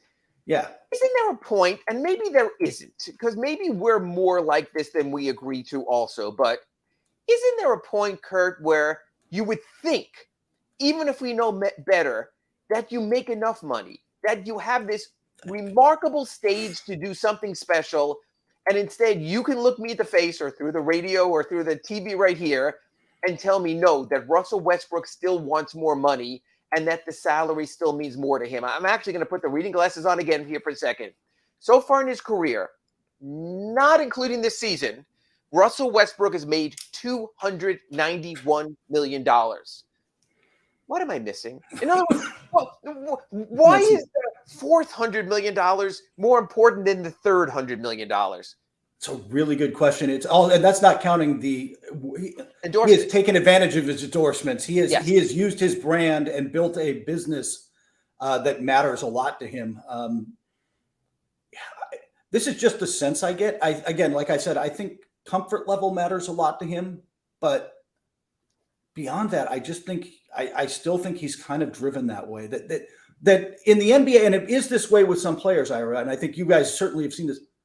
Money equals the money you make is the respect you're getting from the league. Your value is your contract. They did a big story on that with guys earning the minimum and how they feel like they're almost viewed as the cockroaches of the NBA because they're only earning a minimum, let alone a two-way contract. I did that. I spoke to Dwayne Dedman, some other people playing in that deal, PJ Tucker. He said it's just the perception that you're only a minimum player, and I get that. And I get you want to go from $2 million to $4 million to $10 million. But I would just think after making $300 million, you'd want to be happy. And my analogy to that is this. Everyone talks about if they win the lottery, what would they do? They'd learn to fly. They'd paint. They'd tour the world. They would sing with Placido Domingo. Whatever. They would do what they want to do. And yet these guys, it's just the constant churn of that. I don't get that. That's my little speech for today. Want to get back to the Heat. Okay, upcoming schedule. We both look at it. Would this be a bad loss or a horrible loss if the Heat lose to the Lakers? If LeBron plays, it's a bad loss, but it's not a horrible loss. And if LeBron doesn't play? And it's a horrible loss. And I totally agree with that. Okay, then the Heat go on the road for 5. One of my Ask Ira questions today was, is it going to be over after that trip? I said, hey, let's look at it the other way. They could also find themselves and be right there, plus it's the East, plus there's a play-in, plus 10 teams at least make the play-in. We probably know the 5 non-playoff teams in the East when you start with Orlando and then you go to Charlotte and there's Detroit. So the non-playoff spots are almost locked in also that it's hard to. Miami Heat go out to Denver. And I asked this is a 2-part item here. A lot of 2-part questions today. They play Denver on Friday. They play Utah on New Year's Eve on Saturday. Do you think the Heat, because we talked about LeBron James not playing both ends of back-to-backs, do you think the Heat, because of their record, will just go in and tell Jimmy Butler at 33, coming off his knee pain, and tell Kyle Lowry at 38, you're playing both? How do you think they will approach the back-to-back this Friday at altitude in Denver, Saturday in the thin air of Salt Lake City? Yeah, I would say you hit the nail on the head. Those are both high-altitude games. I'm guessing they'd give one of them off, right? They will organize they'll talk to Jimmy and everybody else and say, all right, which game are we targeting? Do we think we have a better chance winning in Utah and load up for that game? Those New Year's Eve, it's not a getaway game, but those kind of games on holidays, man. Oh, it's a getaway game. Nobody knows. You're arriving in Los Angeles for 5 days in LA right after. Yeah. It's very much of a getaway game. So let me ask you this, Kurt Heelan, who I always felt should have been the general manager of the G League's Aqua Caliente. I want to ask you this question. Can a coach in all good faith, I don't know if that's the right word, but in honesty, not play any of his players in Denver and still have credibility? Or does that give a coach more credibility because he realizes you're probably only going to get a split, so let's go all in against the Jazz? I don't think it hurts the coach's credibility anymore at all. I think that's just the way of the league, isn't it? I think look, Pop, the first guy. Good point. Excuse me. Who was the first guy we were complaining about giving nights off? It was Pop. And if not, he was the first guy certainly fined by the NBA for doing that back in the David Stern era. Absolutely. Yeah. So I don't think it hurts. I think that's just the way the league is now, and we've had this conversation before, but I think it's just kind of accepted at this point. Who would you sit that night in Denver if you were general manager of the Miami Heat talking to Eric Spoelstra in consultation? You sit Jimmy and Kyle? I mean, so. anybody, I don't know who else is banged. You would know better than I. Well, Dedmon has the foot. He's 31 years old also, 33 years old. I would sit him also. I'm wondering if you also sit Bam. In other words, do you put a guy out there as a sacrifice? Tyler Hero is one thing. He's a young kid. He's a whippersnapper. And also, I think Tyler Hero is the kind of guy, like we talked about Russell Westbrook, who would love to go for 40, even if it's in a loss, and take every shot. I think that would be a touch of heaven for him. So I do think they should do that. I think tonight will determine that, Kurt Heelan, for this reason. Yeah. They don't think in good faith you can go out and be a 500 level team or below 500 and then sit players. I think that's when it gets a little like, what are you guys doing here? So I think they really need this game to justify the split there. We will talk about this, or at least the second game of this pairing, when we come back next week, but I want to look at the trip in its entirety. The Heat then go to play the Clippers after New Year's Day off. They're going to try to hold a shoot-around in UCLA the same day as the Rose Bowl. Ooh, that'll be fun traffic. Clippers at Crypto. That's a tough game, isn't it? Yeah, especially they're tough. They keep finding ways to win without Kawhi playing, and if Kawhi plays, they're very good. Kawhi still, look, last night he got doubled every chance he got. He only had 15 points, 8 assists. They were moving the ball. They were finding the open man. They're playing better, Ira. That's game in a West that's not in West that's wide open. Don't sleep on them. So again, you could possibly be talking about two losses in the first 3 games there. If you lose or tank to Denver and you lose to the Clippers, then you have the Lakers again coming up a week from tonight. If LeBron plays tonight and plays next week, is there enough LeBron pride by himself that he ain't going down to the Heat, the team he left twice within a week? Yeah, I could see a split there even if he plays both of them like he does. They play better at home. Their role players are more comfortable, and yeah, LeBron does play with a little fire against his former teams. So glass half empty. Kurt Heelan has the Heat either 2-2 or 1-3 through 4 games of the trip. Then you end the trip against the Suns, who I'm just not so sure what to make of. I think they can be great. They've looked awful at times. How do you view the Suns right now, especially the Heat rolling in at the end of a 5-game, 8-day trip? Yeah, we'll see if Devin Booker's back. He tried to play on the other night and couldn't stay on the floor. Obviously, their offense without him stumbles. They're one of the teams, and the Clippers are sort of this way too. I just don't know night to night what I'm getting from them. They really miss Cam Johnson, but Chris Paul's not been the same guy. DeAndre Ayton's focus is we talked about earlier about number 1 players that we heard hyped from scouts. I heard he was going to be the second coming, and he is not that. He's not bad, but he's not that. And be in better shape. So we'll talk about the Lakers game again. There'll be another one next Wednesday when I join you again from Los Angeles. We'll both be out there, and then the Suns game will be after that. But I do have a question before we go to the end of this week, and that's this.